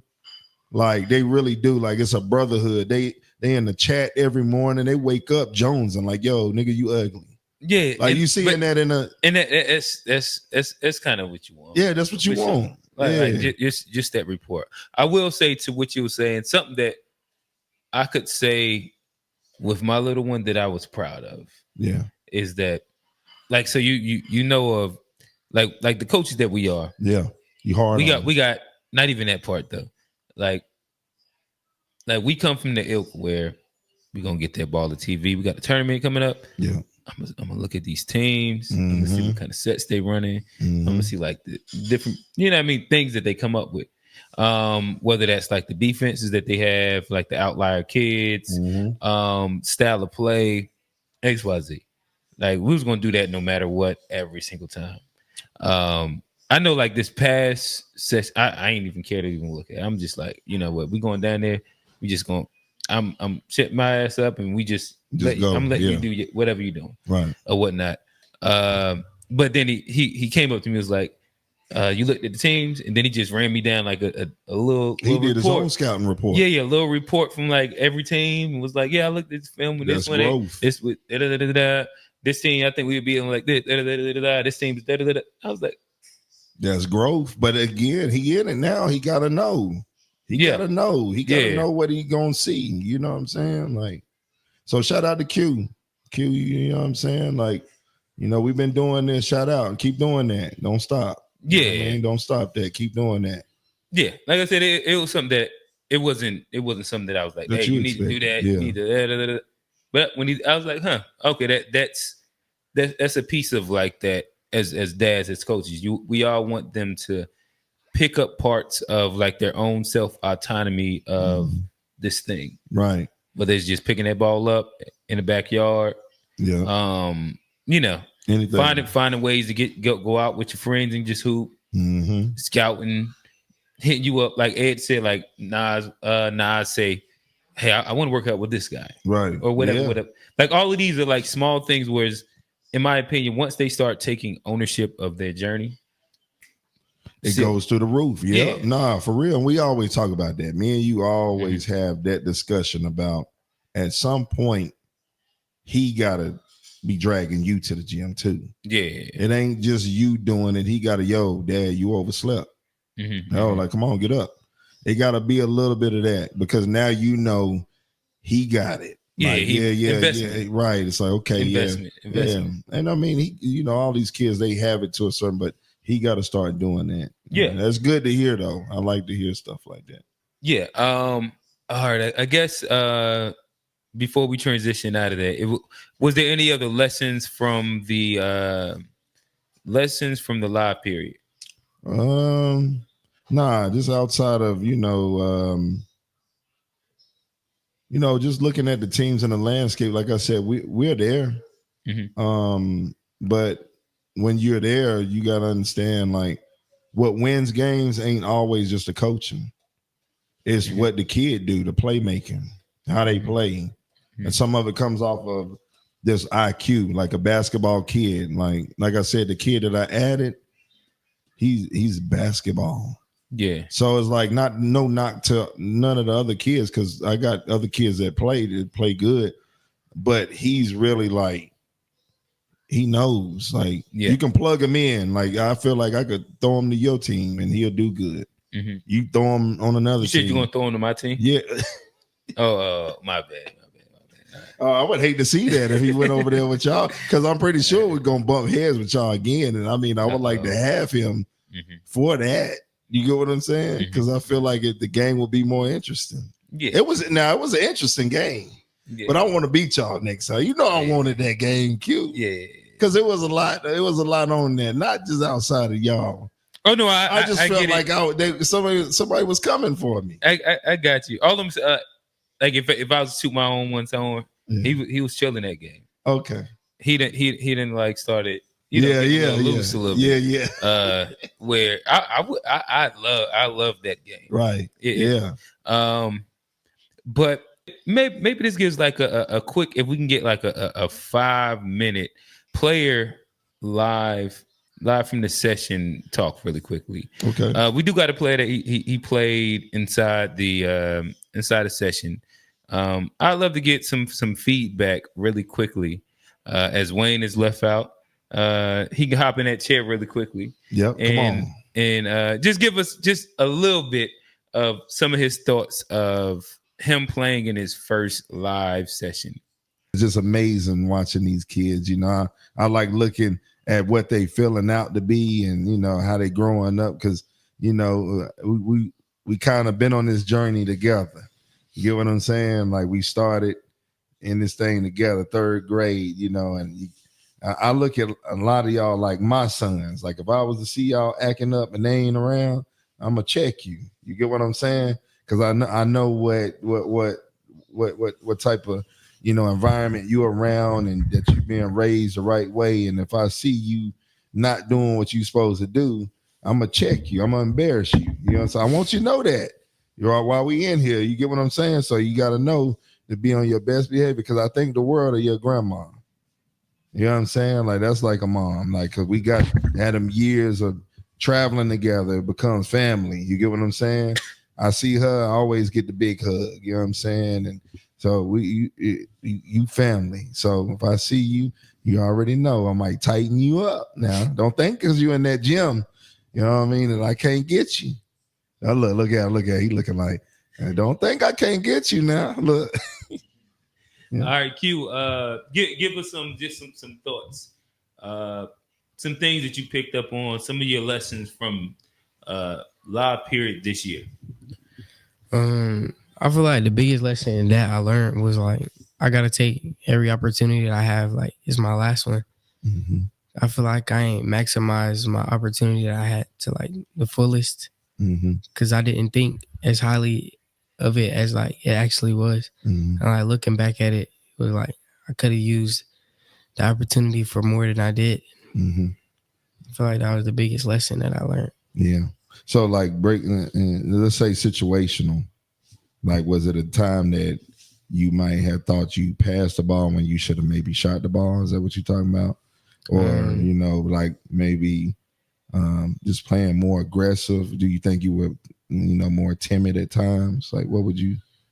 Parts of that, but like also doing like the recruitable things, like the extra hustle plays, just like using more energy. It's I feel like at times I was lazy when I shouldn't have been. Yeah. Do you think they come off of your, you running? Running enough? Did you have the energy to do it, or did you kind of give up on plays? Because some players do that. They'll just give up on a play versus playing it out. You lose the ball and you put your head down, but the team going down scoring. No. Yeah. So I got pushed through tiredness. Okay. Yep. Okay. Well, at least you know that. So what you gonna do to make yourself be able to do that now? I mean, we got a plan. Gonna start running more. Okay, run more, and then when you feel you being tired, I mentally like check in. Yeah, sure. And keep playing though. You know what I'm saying? Like, don't. I need a break, because that unlocks the next level. You know what I'm saying? So how you feel about your scoring though? Talk about that. Like your offensive game. We're gonna break you down as a player. How did you feel offensively out there? First, was you nervous? Because everybody don't talk about that. You walk in the gym, it's all them courts going on, it's live. You know it's live. You seeing people getting busy, and you like, damn. Did you think, damn, am I good enough? Or damn, like, what was your thoughts? Like, people want to know. I feel like the only time I ever get nervous before a game is like right before a tip off, like right there. Right before. Yeah, when the ball hits your hand, you ready? Yeah, once the ball go in the air, it's like it's good. But right before the game, What you be thinking about? What make you nervous? Just the game. The game itself, like, dang, am I gonna do good? Or dang, am I gonna have a bad game? I don't know. It just be like butterflies. It ain't like no specific thing that I'm nervous about. It just be like butterflies of the game. Okay. Yeah. Well, guess what? A lot of greats say that. Now, Allen Iverson, it's funny. I watched something the other day. Allen Iverson, I don't know if it was a 30 for 30, but they were just talking about him and that whole Sixers reign. And he was like, yo, we played the Lakers. I was nervous as shit. You know what I'm saying? Like, but this Allen Iverson, though. But just to hear that, that you can use that as a player, like one of the greatest of all time, get nervous too. You know what I'm saying? How that jumper looking? Tell the world. Better. I mean, where it's at. I mean, what's your percentage? You taking stats? Where we at? We 50%, 47%, 30%. We got to start doing that. Come on, man. It's going up though. Okay. No, it look good. I've seen you shoot it. I've seen you catch somebody with a nice little mid-season, little snatch. I was like, oh, he working on that. A little bit. What the handle looking like? Yeah. Yeah, I like it. Was you trying to do guys in, or was you just playing with your food? I don't know. I feel like I was being like very simplistic this weekend. Yeah. Let me ask you this as a player. Is there any part of the game that you want to be this much better at, or do you want to be all around?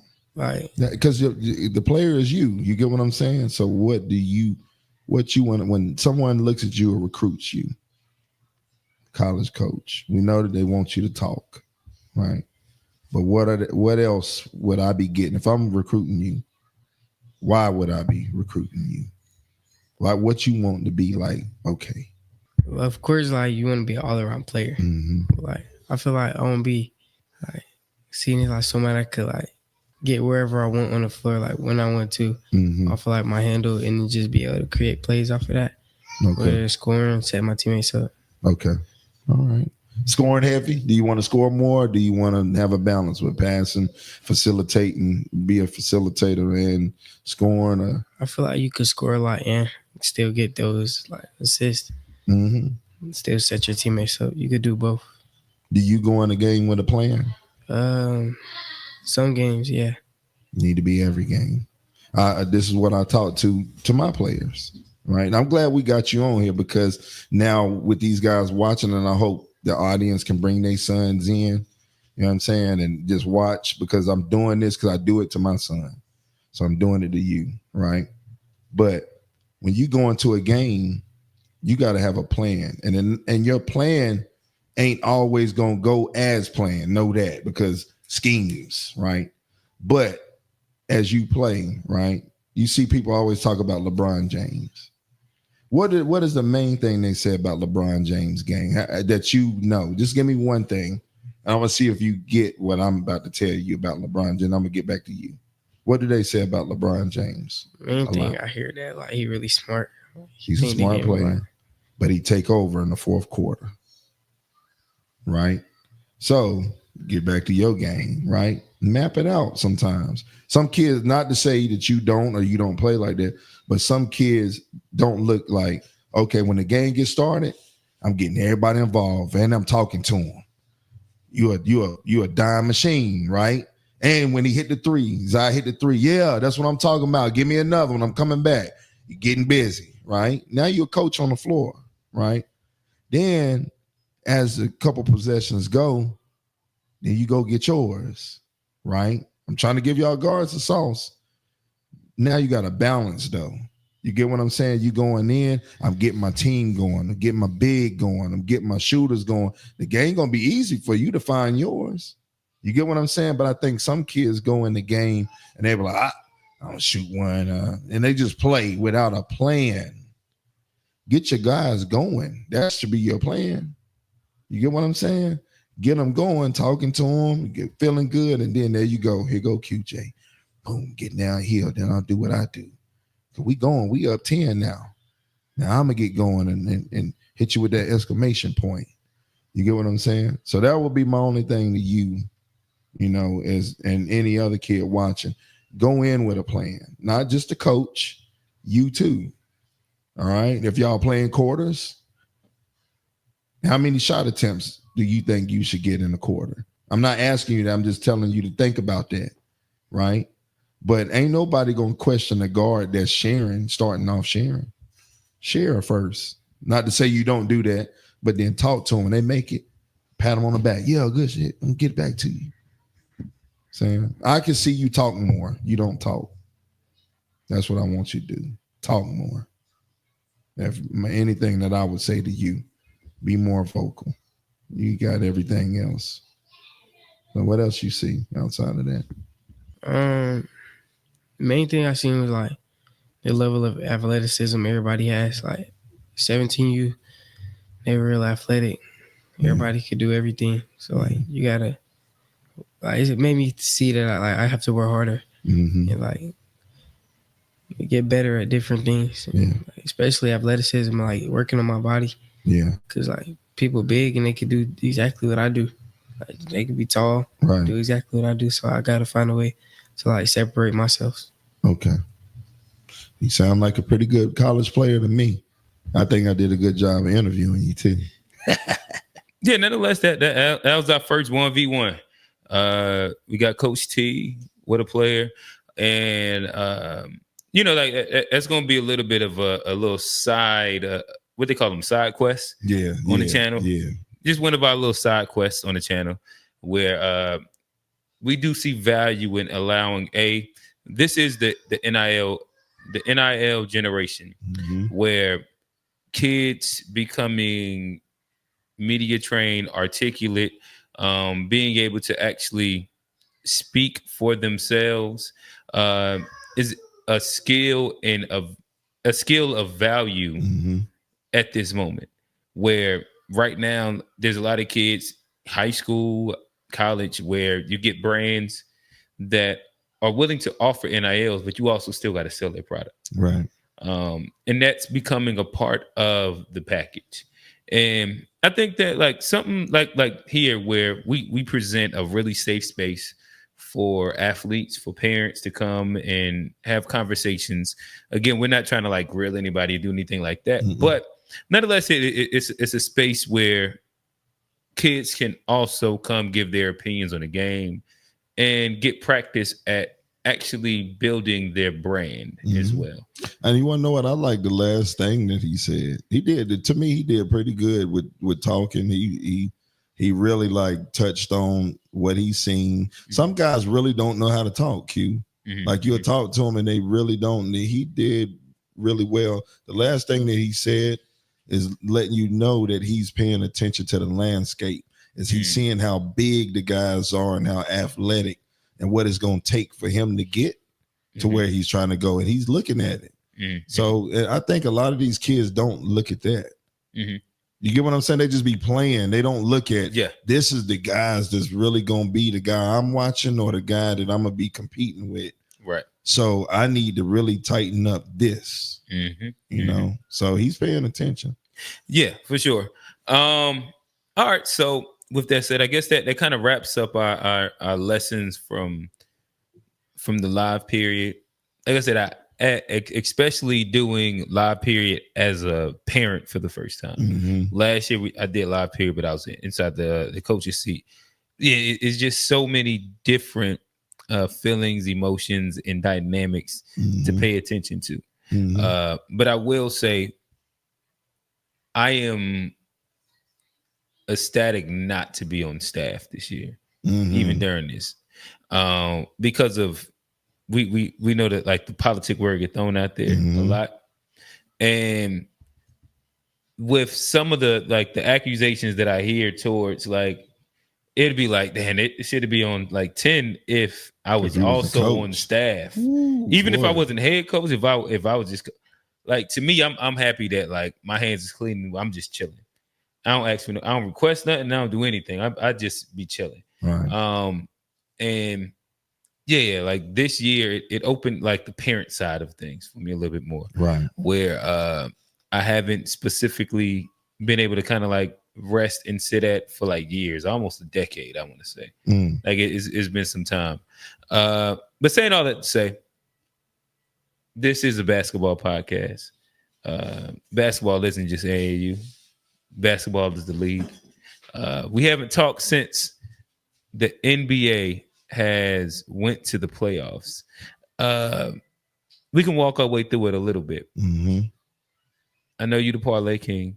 Boy, I'm looking at it right now, man. Biggest. We're gonna start it fun, and then we're gonna talk to the teams. Yeah. Who has been your biggest let down parlay wise in the playoffs?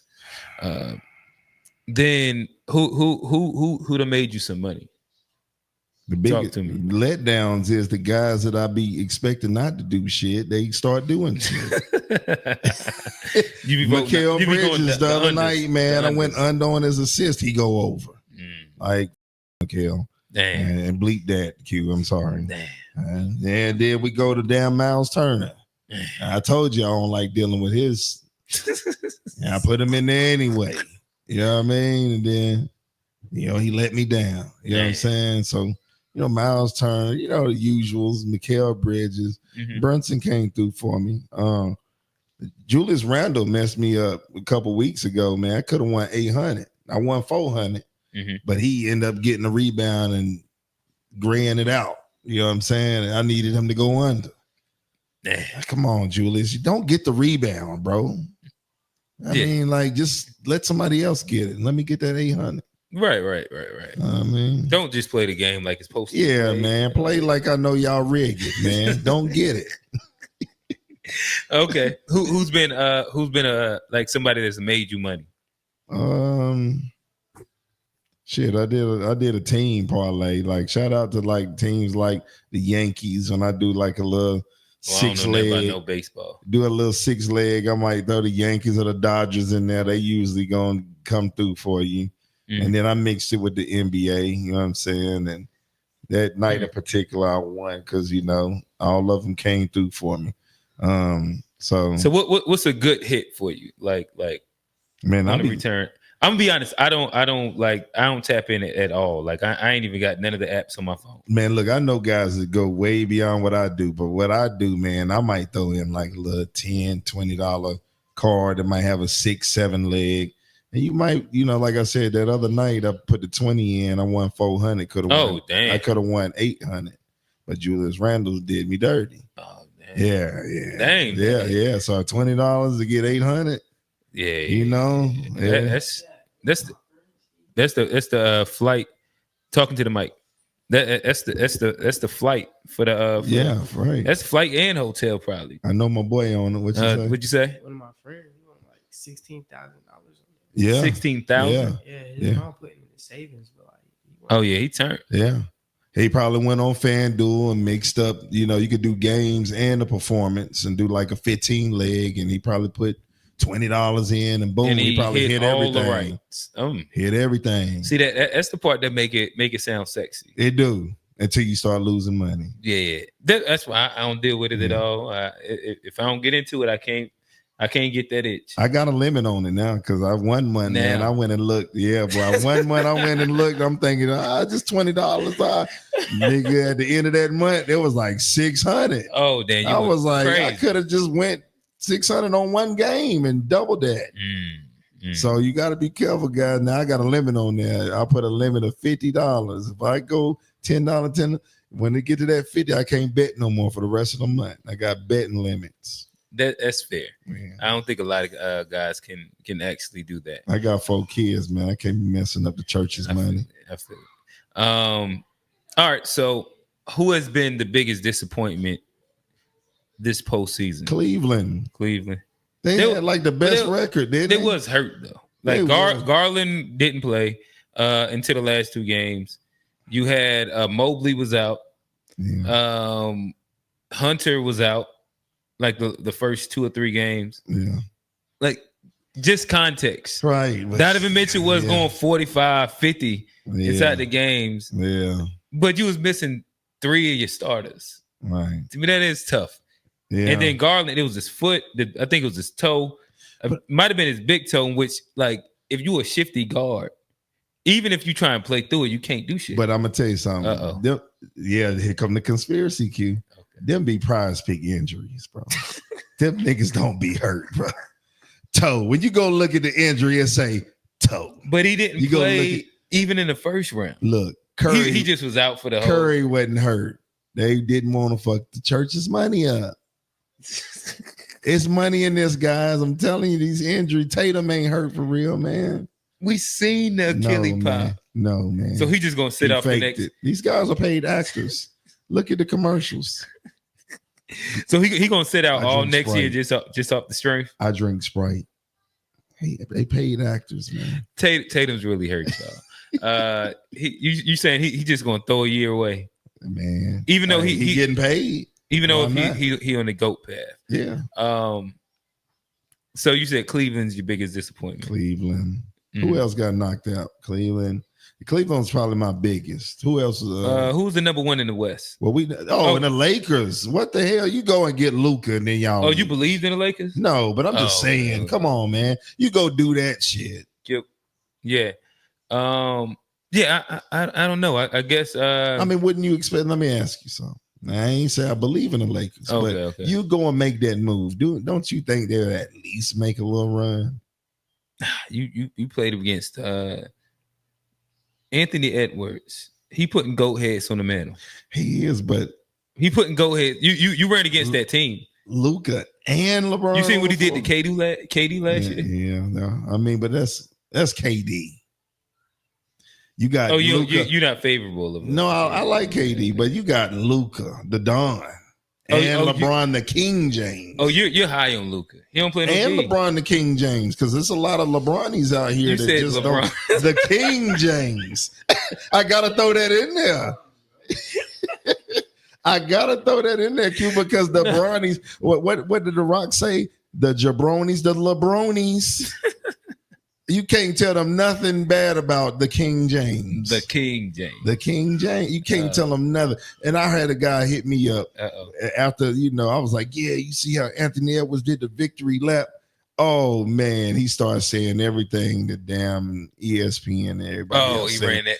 Oh, man. He old, man. He did that too. Well, if he's so old, why y'all praise him so much when he wins? Thing that right. So how you gonna? You can tell the ones that listen to Nick Wright, right?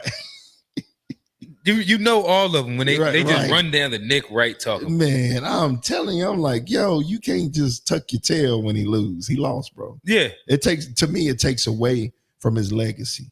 LeBron, he's gonna be mad about that. Oh damn, this takes away from his not only, like I told somebody, not only did he go around creating his own teams and win championships. They selectively forget about this. They forget about that.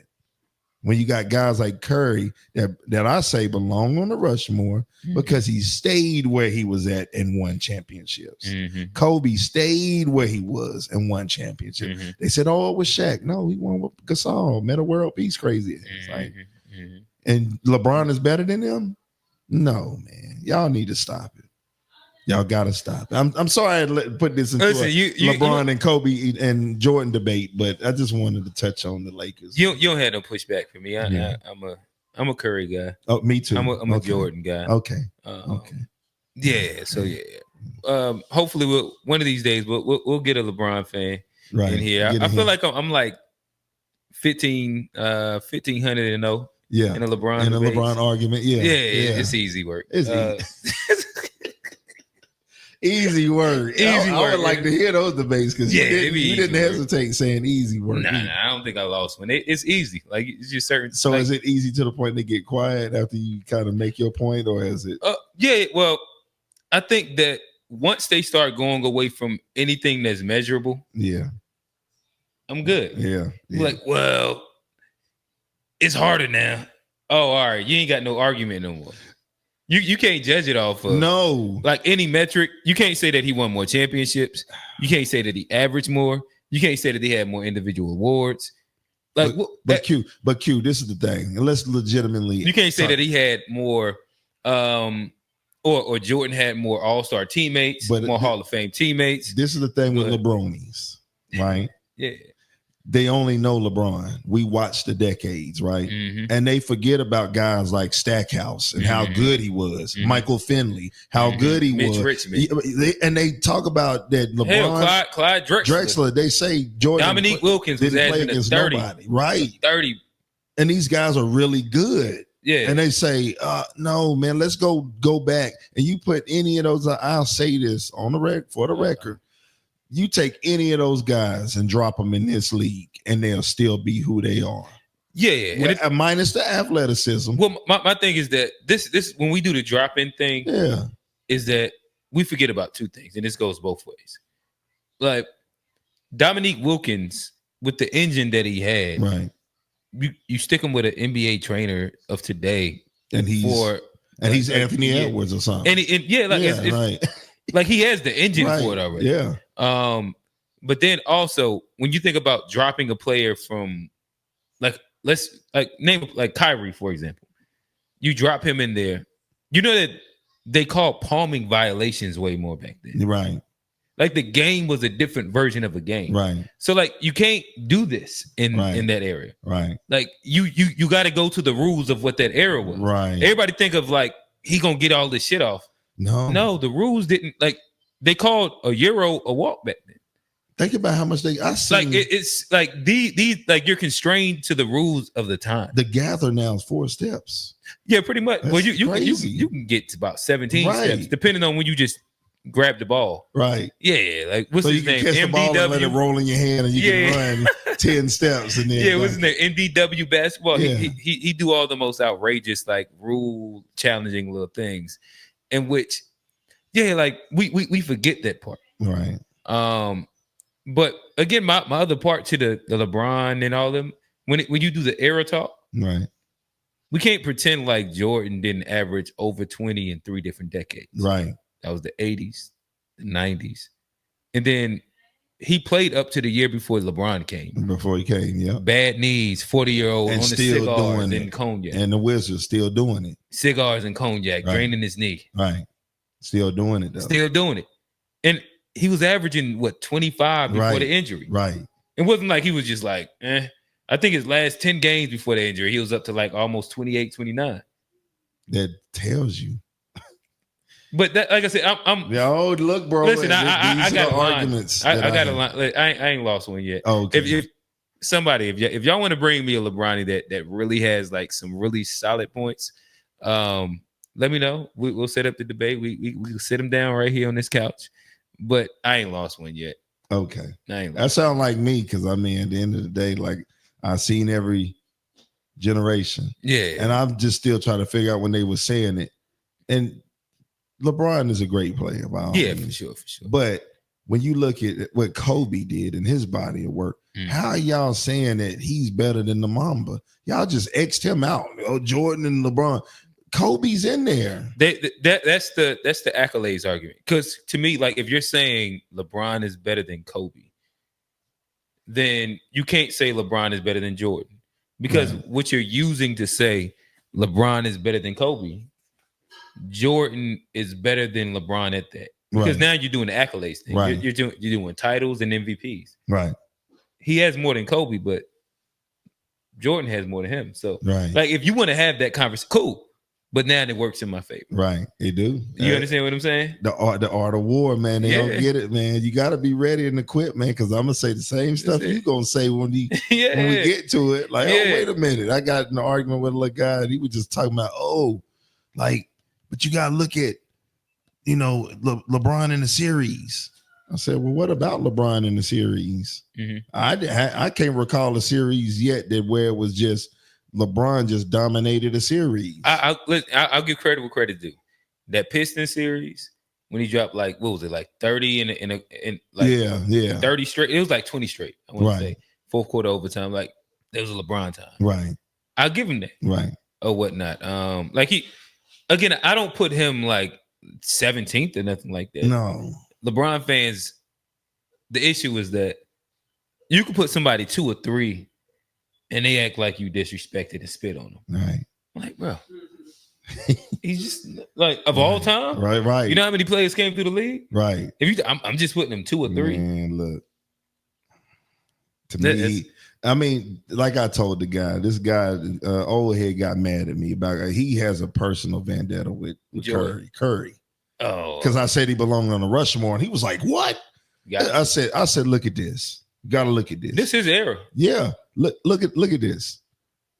Any man that can play the way he plays, and you shoot more threes than you do 2-pointers, and you're successful, not just winning games, Q." We ain't gonna talk about they beat the Bulls record. What is 72 and 9? They went crazy. They beat the Bulls record. It was 72 and 10. I think the Bulls. I think they only lost 9 that one year. Right in the full season. In a full season. Now, any man that can run around and get beat up on and shoot 30 feet away from the basket and be effective at it every night. You have to be mentioned with the greats, bro. Well, that and then again, he won more in if wherever you want to put the 10-year mark at, right? It was the Curry era, right? He got more in that era than him. Like, right. 2014 to 2024, right? 2022 to 2012, like he got more inside that era, right? Curry just is what it is, right? Only unanimous MVP, and his peak was his peak, but also. To me, when we start speaking about like putting him on the Mount Rushmore, I think you can make a solid LeBron argument for him over Curry in the sense of like when you're doing your numbers inside the GOAT debate. Well, I argue that one, Q. I'm gonna tell you how I argue that one. I get you. I think that if Curry gets one more, it's not arguable. Right. I'm just putting him there. But I'm gonna tell you how I argue that. Okay, go ahead. Q. Even with that, we watched the league let LeBron do what he want to do. Who's not going to be able to do and not play full seasons to be able to play another season. You sit out calf, like we just talked about, Prize Picks injury. Calf, you sitting there, wifing behind you in the stands. You saving games, and then you come and play games, and then you sit out. 30. Yeah, come on, man. Like calf. Right. Here's my thing. Curry has changed the way the game is played. Right. You see a bunch of Currys running around here. Yeah. Who play like LeBron? Who got a LeBron type game? I'm gonna ask you something even to piggyback off what you said. What's Ben Simmons? Right. That ain't who you want to be like. What? That's the only baby Bron I know. What jersey number did LeBron want to wear when he came to the league? Big 2-3. Okay. That just say it all right there. Mm-hmm. I mean, hey, we can have some LeBronies mad at this little second, right? All right, because it's going too good, man. Let's turn the wheel back. All right, we're gonna turn the wheel back. But all right, so who you think gonna win it? Gonna win it. I ain't gonna lie. I've been like super trash leading up to this. So I do another podcast in which I said going to the finals it was gonna be Golden State or Denver. Both of them out.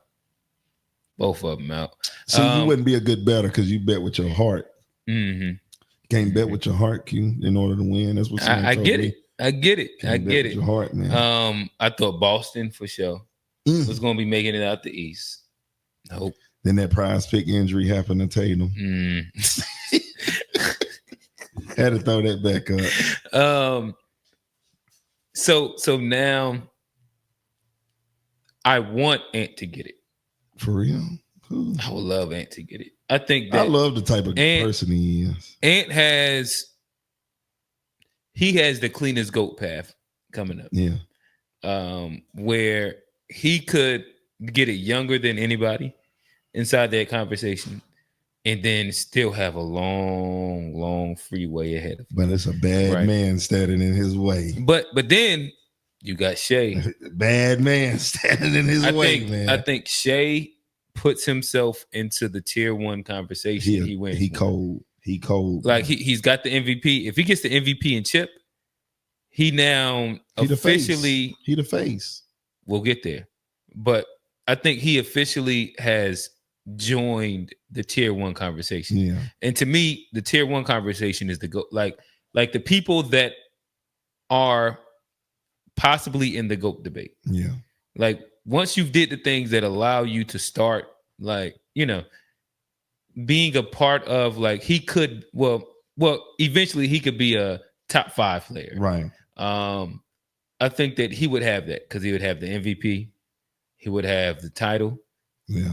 More than likely a finals MVP. He's still young enough at it. And he just came off of dropping 30. He was the league leader in scoring.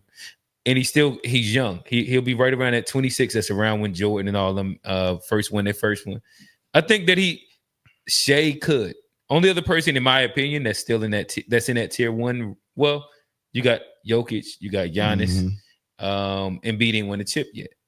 Those are only other ones, in my opinion. Embiid ain't getting one. He gonna be one of those guys that never win one. Patrick Ewing. Yeah. Okay. Where does Giannis go? Giannis is I put it in tiers. To me. No, I'm talking about where he go next year. Because people talking about that now. Oh, okay. Yeah. People talking about that. What would you like to see? I would like to see him with the Spurs. Everybody keeps saying that. It's the move that makes the most sense. In my opinion. Yeah, because Dallas, they got to get Captain America. Oh, yeah. They got to get him. Oh, yeah. Because of, like, it feeds the fan base. They get that same, like, Dirk, Luka. Now you got Captain America. Right? So they got to get that one. And then it solidifies their future as a franchise. Like, it makes Nico Harris a fucking genius. Right. Yeah. He went from the heel to the hero. Right. Like this. Yeah. That's crazy. Captain America, that's Cooper Flag. Cooper Flag, yeah. Talking to the mic. What was the move you said they needed to make to get it? Make him look good or whatever. Oh, I'm saying that all they got to do is draft him. Yeah. I think that he's in a perfect situation where, like, prime Dallas is going to be not next year, but the year after that when Kyrie's back from the injury.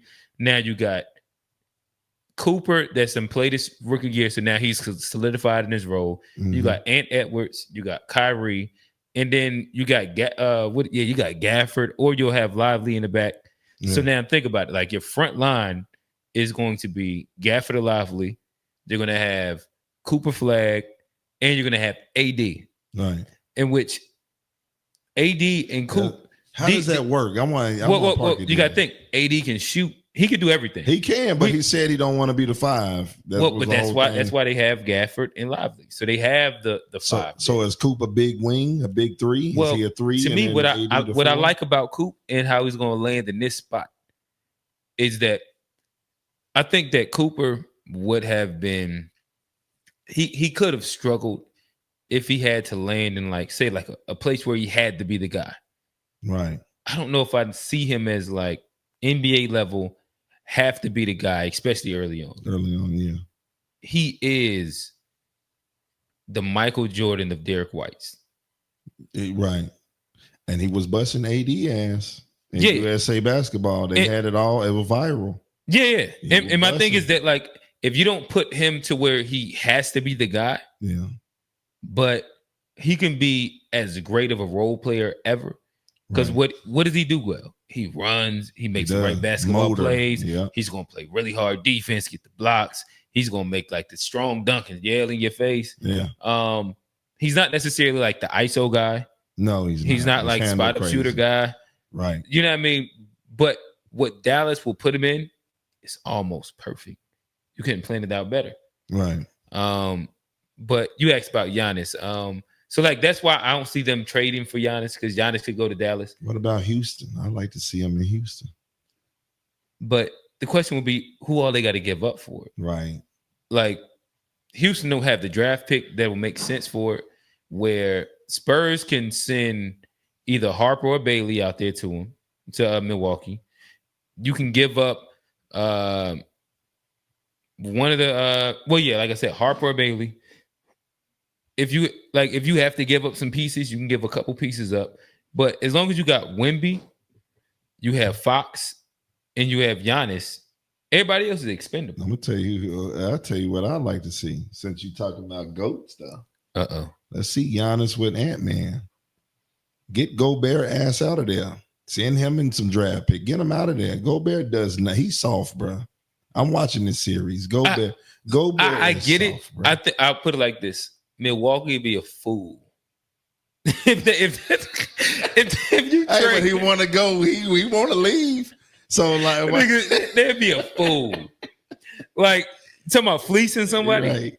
Like, if you make the Giannis for Gobert trade, you got fleeced. Well, we're getting draft picks though. I don't even think Minnesota got draft picks like that, because that's how they got Gobert. Okay. Remember, they sent all them shits over to Utah. Damn. I was trying to help. That's how they got Gobert. They sent all their draft picks over to Utah. He was like 5 first rounders or something. Oh, damn. Just to be hurt. Yeah. Well, he ain't hurt, but he might as well be. Man. I tried to help Ant-Man out. Yeah. That's what he needs. That would be perfect. He needs another guy, because Julius Randle ain't every night, man. No. Julius Randle will give you. Yeah, man. He'll mess your prize picks up too, man. Like, Julius Randle, man. If you mess my prize picks up, I don't like you. Yeah. Brunson, I like him. He usually gets. Let's talk about it. The New York Indiana series. The game on right now. I'm gonna have to put it on in a second. But yeah. Who you liking? Who winning? We seen this. Yeah. Indiana. Ooh. Okay. It's a close game. Second half. First half. We seen the chokehold. But I'll tell you this, them was some great series back in the day. Oh yeah, Reggie Miller, Starks. Ewan. You want to know what I think? I think New York pull it out. I think New York win, and I think we're gonna see New York. And so OKC. The script says, I got to go back to the script. The conspiracy. They said a script came out, and then you got to get New York versus Minnesota. You're going to get the former players playing against each other in the championship. That would be the storyline. Right.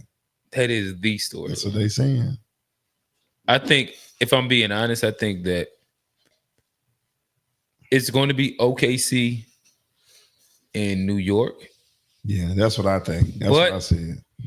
The worst case scenario is OKC, Indiana. Because two small market teams. Yeah. Well, depending. Holly can really up his stock right now. He can. He really could up his stock and become like that Cinderella a little bit if he has a couple more moments. But you know what I get mad at, Q? How ugly his shot is. Yes. Okay, yeah. But again, because me and you talk about LaMelo Ball a lot. Uh-oh. But what I get mad at is why Charlotte can't be the small market team that's doing what the fuck they doing. Like what the Pacers doing, what OKC. I'm gonna be honest. And how you get rid of Shea? Like, can we relive that moment on how you draft him? But I'm gonna tell you this. I think that if they keep that, yes, we drafted Shea. Yeah, we drafted Shea.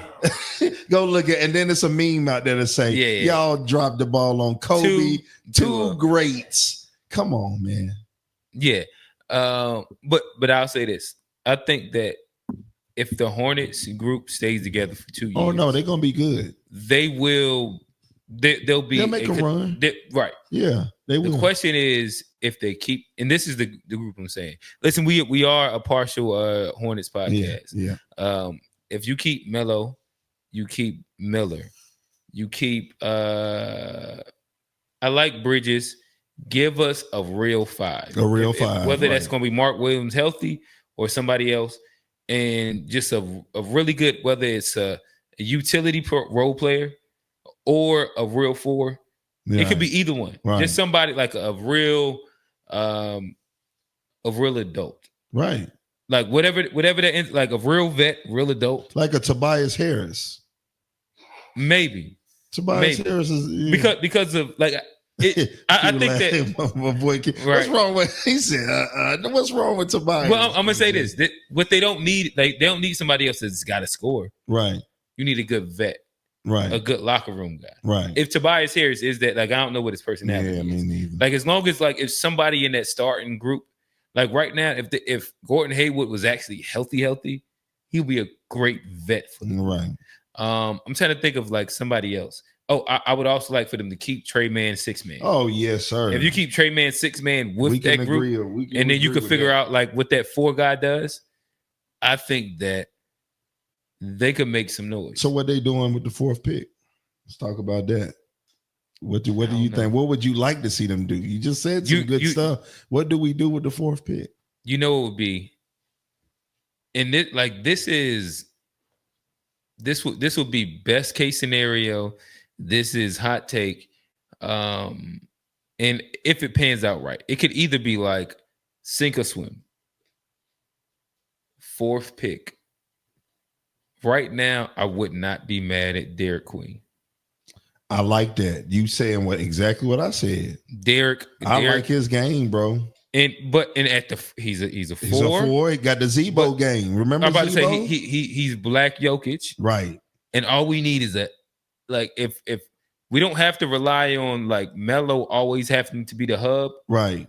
But now we got a big man hub, right? And Melo could just be like naturally what it is just a scorer, and he's tough too. Like when you watch him, like I think Charlotte, we ain't tough enough yet. Like we almost there, but like we need one like the Derek. And if not him, I ain't mad at him. He ain't gonna get drafted this high, but I like Malawatch. If we trade back, get him. He's a good rim protector. Trade back, get him. Yeah. I wouldn't be mad. Yeah, right. If we get some assets, trade back, get him. Yeah. Like those are 2 pieces that I don't think we need VJ Edgecombe. No, we don't. I don't think we definitely don't need Bailey. No, we don't. Because him and Brandon Miller is the exact same player. We don't. I think Miller gonna be a better pro than him. If you just ask me. It looks like it, right? Yeah. I got to see him in the pro. Yeah. Because Bailey looked good in high school. Yeah. No, he did. But and then college, he just started wilding out. Don't Kwame him. That's crazy. Yeah. Ace, right. Yeah. You get what I'm saying? Like, man, I mean, but I like those 2. I just wanted to see where you was at. Cause I really like Derek Queen too. Okay. When I seen that and I seen his name, but they keep talking about. I remember him from the Thrill days. Man, but they used to call him the Goon Squad. Yeah, but I watched him. Right. Shout out Big Ho. But I watched him in the March Madness. I like him. Yeah. I like him. I didn't know too much about him until my boy, shout out Devontae, was talking about him and stuff. And he was talking about how a player he knew should model his game after him or whatever. Mm-hmm. But I love it. Yeah. I love it for Charlotte. Yeah. You know what I'm saying? To me, but my thing is that he is a boom or bust pick for sure. Yeah. He can go either way. Okay. But I like his skill set, I like his size, I like his height, and what he could actually bring in his upside. Right. But he's also not an athlete at all. No, but sometimes, like you said, we don't. I mean, big dog Glenn Robinson wasn't an athlete. Oh yeah, no, again, Like, and that's why I said at fourth, was. if he could be a riser, I wouldn't be mad at him. Right. But outside of that, I don't like any of the earlier picks for Charlotte, in my opinion.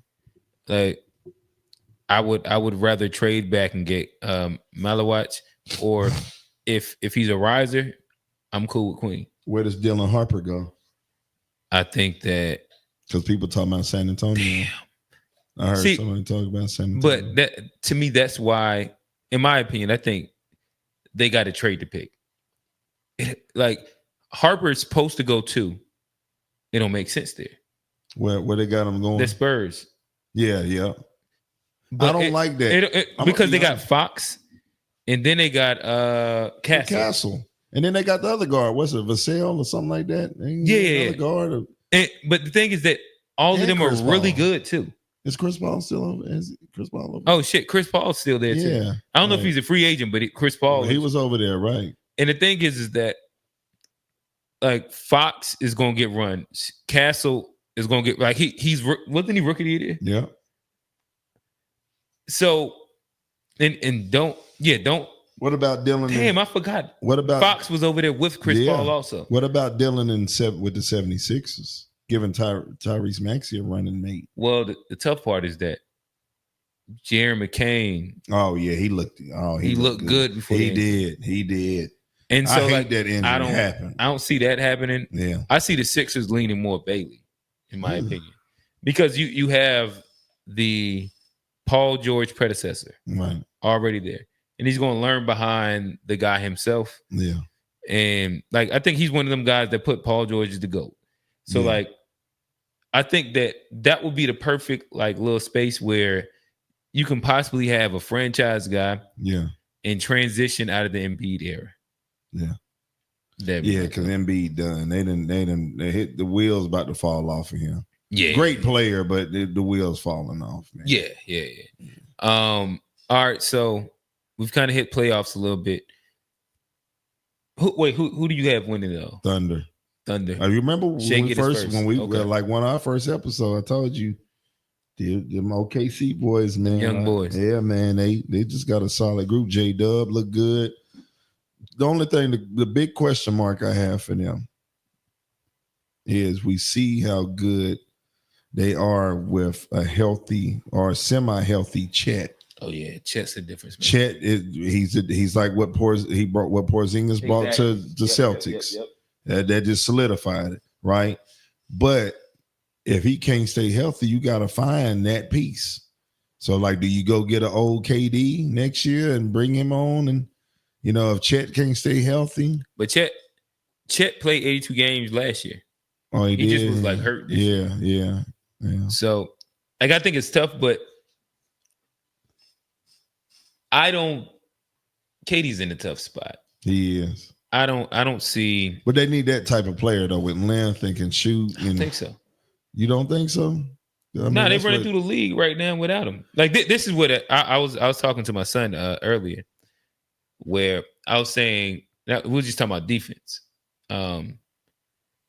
What's amazing about the Minnesota OKC series is that everybody on the court strap up. You're right. Like OKC plays defense. No, they do. But crazy. Minnesota plays defense. Yeah. Like both of them. Yeah. Like if you remember last year, Minnesota was going viral for how like they strap. Yeah. Like they pick up 94 feet from Anthony Edwards to Connolly. But when you look at Nickeil Alexander, you look at McDaniels, like even Gobert on the backside rotation. Oh yeah. But like they strap. Yeah. On the wings, like they're switchable and they strap up. Right. But OKC the exact same way. Like they got with more offensive. Yeah, and They all of them defense picking and like yeah. so you watching the guys pick up 94 feet in the conference final, all young bulls. It almost looked like an AAU game. Yeah, dude. Like It's they're wild. really strapping. And the stars, like Shea played D, Ant played D. Like that's the tough part. And I'm like, damn, that shit kind of. They do. I always look for that camera that catches the moment. And one of them camera guys caught Anthony Edwards. Oh, when he was talking to Shea. And just the look on his face, like, yo, they really like that. Like they just caught him, and he was looking like, yo, this team is. Yeah. Like, look, bro, you ain't gonna be doing all that talking with this group. Yeah. Because Shea got his Pippen. Yeah. J-Dub, he got his Pippen. Another guy that can put it up like him, bro. Like, and to be honest, that's the tough part about it. Chet been looking a little Pippen-ish. No, he has. Like, Chet ain't no slow leak. No, man. No slow leak. I ain't gonna lie to you. Yeah.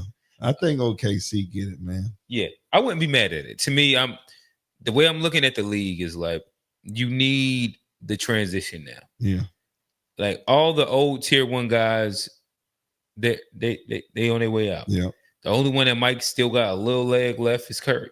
Yep. Outside of him, KD ain't been on a winning like franchise has done shit in a long time. Right. He's not been that guy. Right. He still put up his numbers, but he hasn't moved the needle at all. Right. LeBron, like he's the same way. Bron, it's been about 5 years since he's even made like impact in the Bron in the way, man. I told a dude that he got mad, man. Bron, just go ahead and retire, bro. Like, yeah, I mean, it'd be like a play-in team area. Yeah, like, it's just the fact that like the Lakers and LeBron consume so much of the media side. They do, and so we and have to talk sales, about it. Right? And then ticket sales, people want to see LeBron James. Yeah. I think he just need to go ahead and announce his last hurrah. Let's get it over with. But I also feel like the league is in talk with him where it's like, we need a new guy though. Right. Like if you still good, keep going because you and Curry are still the highest rated TV games. Right. Like y'all still selling out arenas. But if we can get a Shea, if we can get, and reality is that they need a guard. Yeah. If we can get a guard that's going to carry the torch, they really wanted to be Ant. But it's going to be, I think what we're going to see is it's going to be Ant and Shea. We're going to have a nice, crazy rivalry in that West that's going to be good for years, bro. I think that's what we're going to see.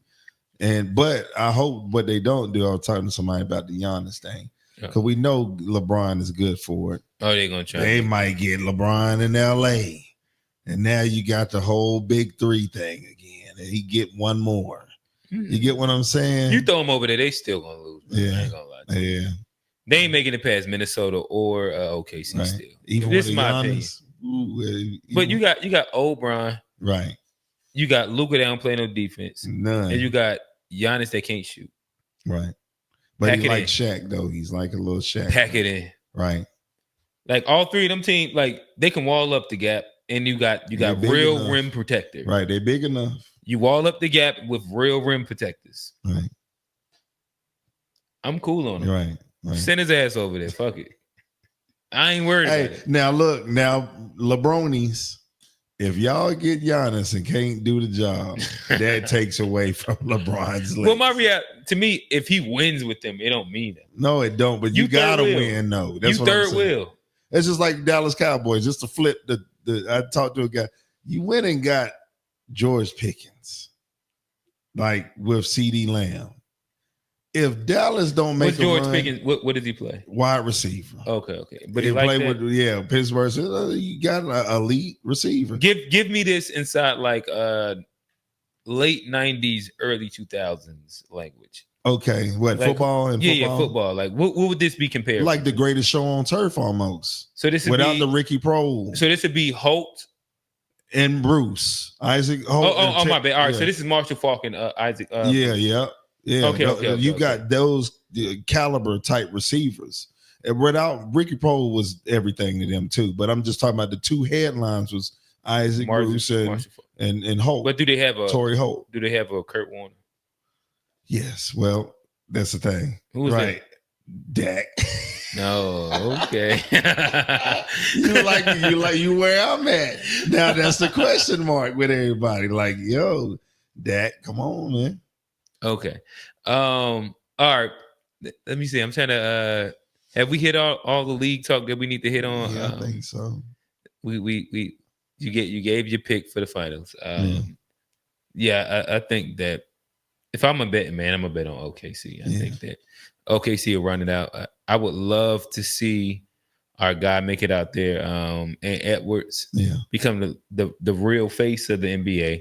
I guess how do you think that Shea getting the MVP was well deserved? Yes, sir. I've been looking at him since last year, and he leveled up. Mm-hmm. He deserved it. I mean, Jokic is Jokic, but first triple double from the big man. Yeah. You know what I'm saying? Like Jokic, but I honestly say, even though I thought this year was one of Jokic's slower years, but he still was productive. When you look at like the year before that, numbers up. Yeah, right. Everything up. It's crazy. Right. But I think we've just gotten tired of how great he is. How good he is, right. He's really good, man. And I just think Shea deserves it because he's right there, though. You know, even though the numbers is not the same, but you got to look at it, man, and what they're doing. Yeah. Like, you know what I'm saying? And then he knocked them out. I mean, why not? Yeah. Now, if Jokic wins that series, it starts feeling a little different. Yeah, then it's different. Like, okay, maybe Jokic still deserved that. But the young boy did his thing. Yeah. Got two points. Shout out to Trey. Son Chad. Yeah. He had just posted something, and I think it's like almost crazy. I didn't put it together. Chad played just like Shea. Yeah, it's almost eerily similar. Right. Like frame, feel, it's almost just the same. Right. And he was like, look at Chad looking like Shea. And then the highlights, I was like, God. Yeah. It looked the same. But let me ask you this. We talking tier one.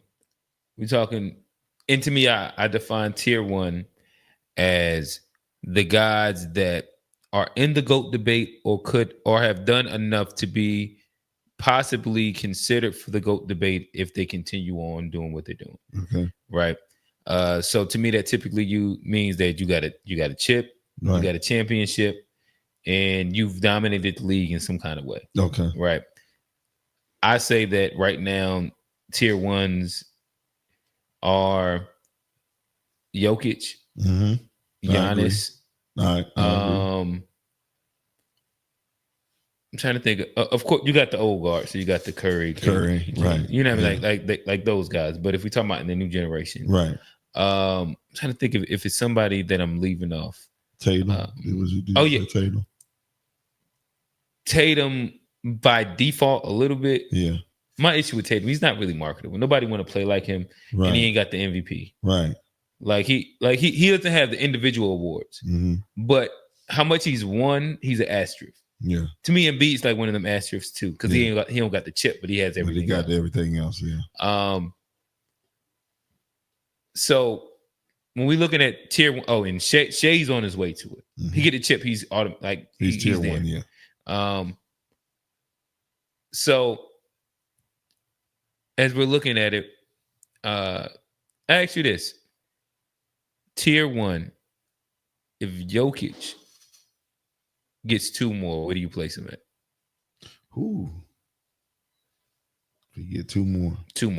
Just two more. What do you place him at? Is he the best big man ever? Without a doubt. Without a doubt. And I say this, what you just said early on. He fills up all the categories, and he's the whole, like, that's what I talk about Curry, right? He's an emphasis on the game. On the game that night, he's the point of emphasis. You get what I'm saying? Yeah. Like, so he impacts anybody that's a great. Like, when we talk about greats and we talk about tier one, we talk about Jordan. That was tier one. Yeah. Impactful. Immediately, he's in the game. Is that Kobe? He's that Jokic. He's that. You gotta and like you said, you're a big man that like average like 10, 11 assists, bro, like a point guard. Yeah. We ain't seen that. It's crazy. We've seen good passing big men, but not like that. Yeah, he averaged more than Jamal Murray. Jamal Murray, the point guard, ain't he? Yeah. Well, he averages more than like 28 a point guard. Yeah, exactly right. So that's what I'm saying. Like, you gotta put him in it. It's just different. What he's doing now is different. Yeah. If he, like I said, if he wins, if he gets up to 4, I'm gonna say this. I think that you got to start talking about him in the actual GOAT debate. In the GOAT debate, right? And that's an unbiased statement. Now I'll say this, Q. Even if he was not to win 2 more, you still gotta mention him. You gotta talk about. Oh well, even if he doesn't win anymore, you gotta talk about. Because I think he's still gonna get another MVP. Yeah, he top 10. Yeah, easy top 10. You gotta talk about him, bro. Yeah, because he got the chip already. Yeah, he got the stamp. Yeah, so it's like. And he's dominated an era. Oh man. All right. So I guess, do you got anything else to leave us off with? Do you have any the shout outs? Oh man. Shout out, man. We always say his name, right? And our audience might get, grow old with it, but I just like to shout out people that shout out to Donnell Mack, man. Okay. Like he got the coaching gig. Just got the gig over there. Assistant at Creek. What's the head coach name, Q? Parks. Yeah. Shout out to Parks. Shout out to Parks. Great coach. X's and O's coach, understands the game. Really good developer from what I've just seen. Yeah. FM inside like the role that he played. He was over at Chambers. Yeah. To me, shout out both of them. And just like the paths, because they've taken way different paths to get to where they're at. Right. But like that was really big, really interesting. They over at Mallard Creek. Yeah. Rocky River has a new coach. I can't remember his name. Oh, okay. I didn't hear that one. I missed that one. They recently announced that. I'm trying to think. Where is he from? Is he from the area? I know he's been in the area for a while. He played pro and he played D1. I can't remember exactly his his whole thing. It's been maybe 2 or 3 weeks since I've seen it. Yeah. Has there been any other coaching moves? Wes Mack announced there. Oh yeah, shout out to Chris. Oh yeah, from CIS. Yeah, he what else did he do? He's underrated athletes. Remember that's that? what it was. Yep. Yeah, shout out to him. You got Coach Lutz over as shout well as the AD. Making the moves over there.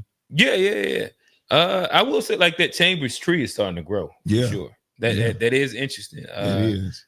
What's the heck? Frazier starting to get his own little tree, which is that's an interesting little thing. Yeah. To be able to have your mark on. Right.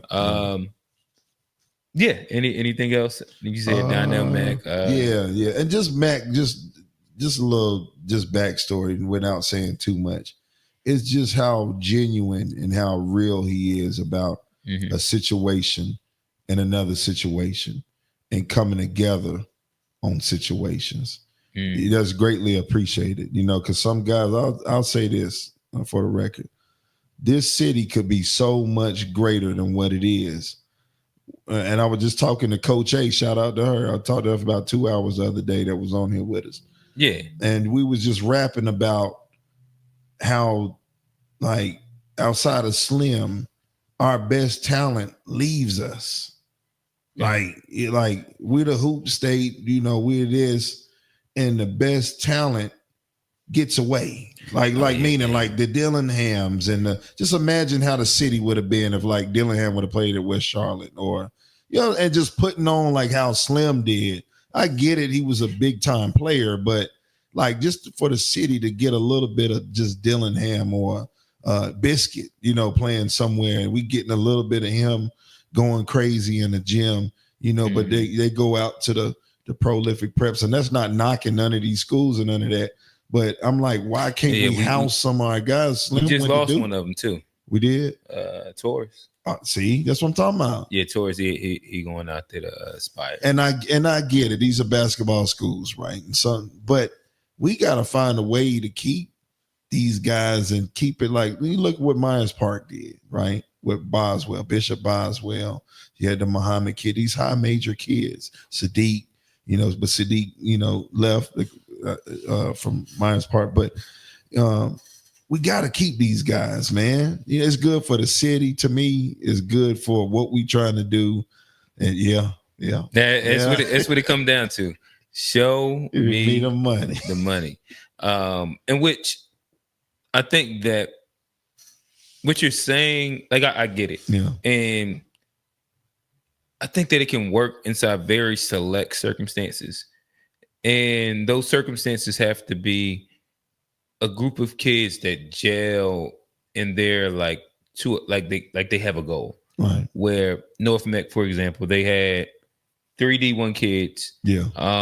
They all was different classes, and that helped. Mm-hmm. And their goal was that we got to get this chip. Right. Right. We got to bring this chip back to the city, back to the back to back too. Yeah.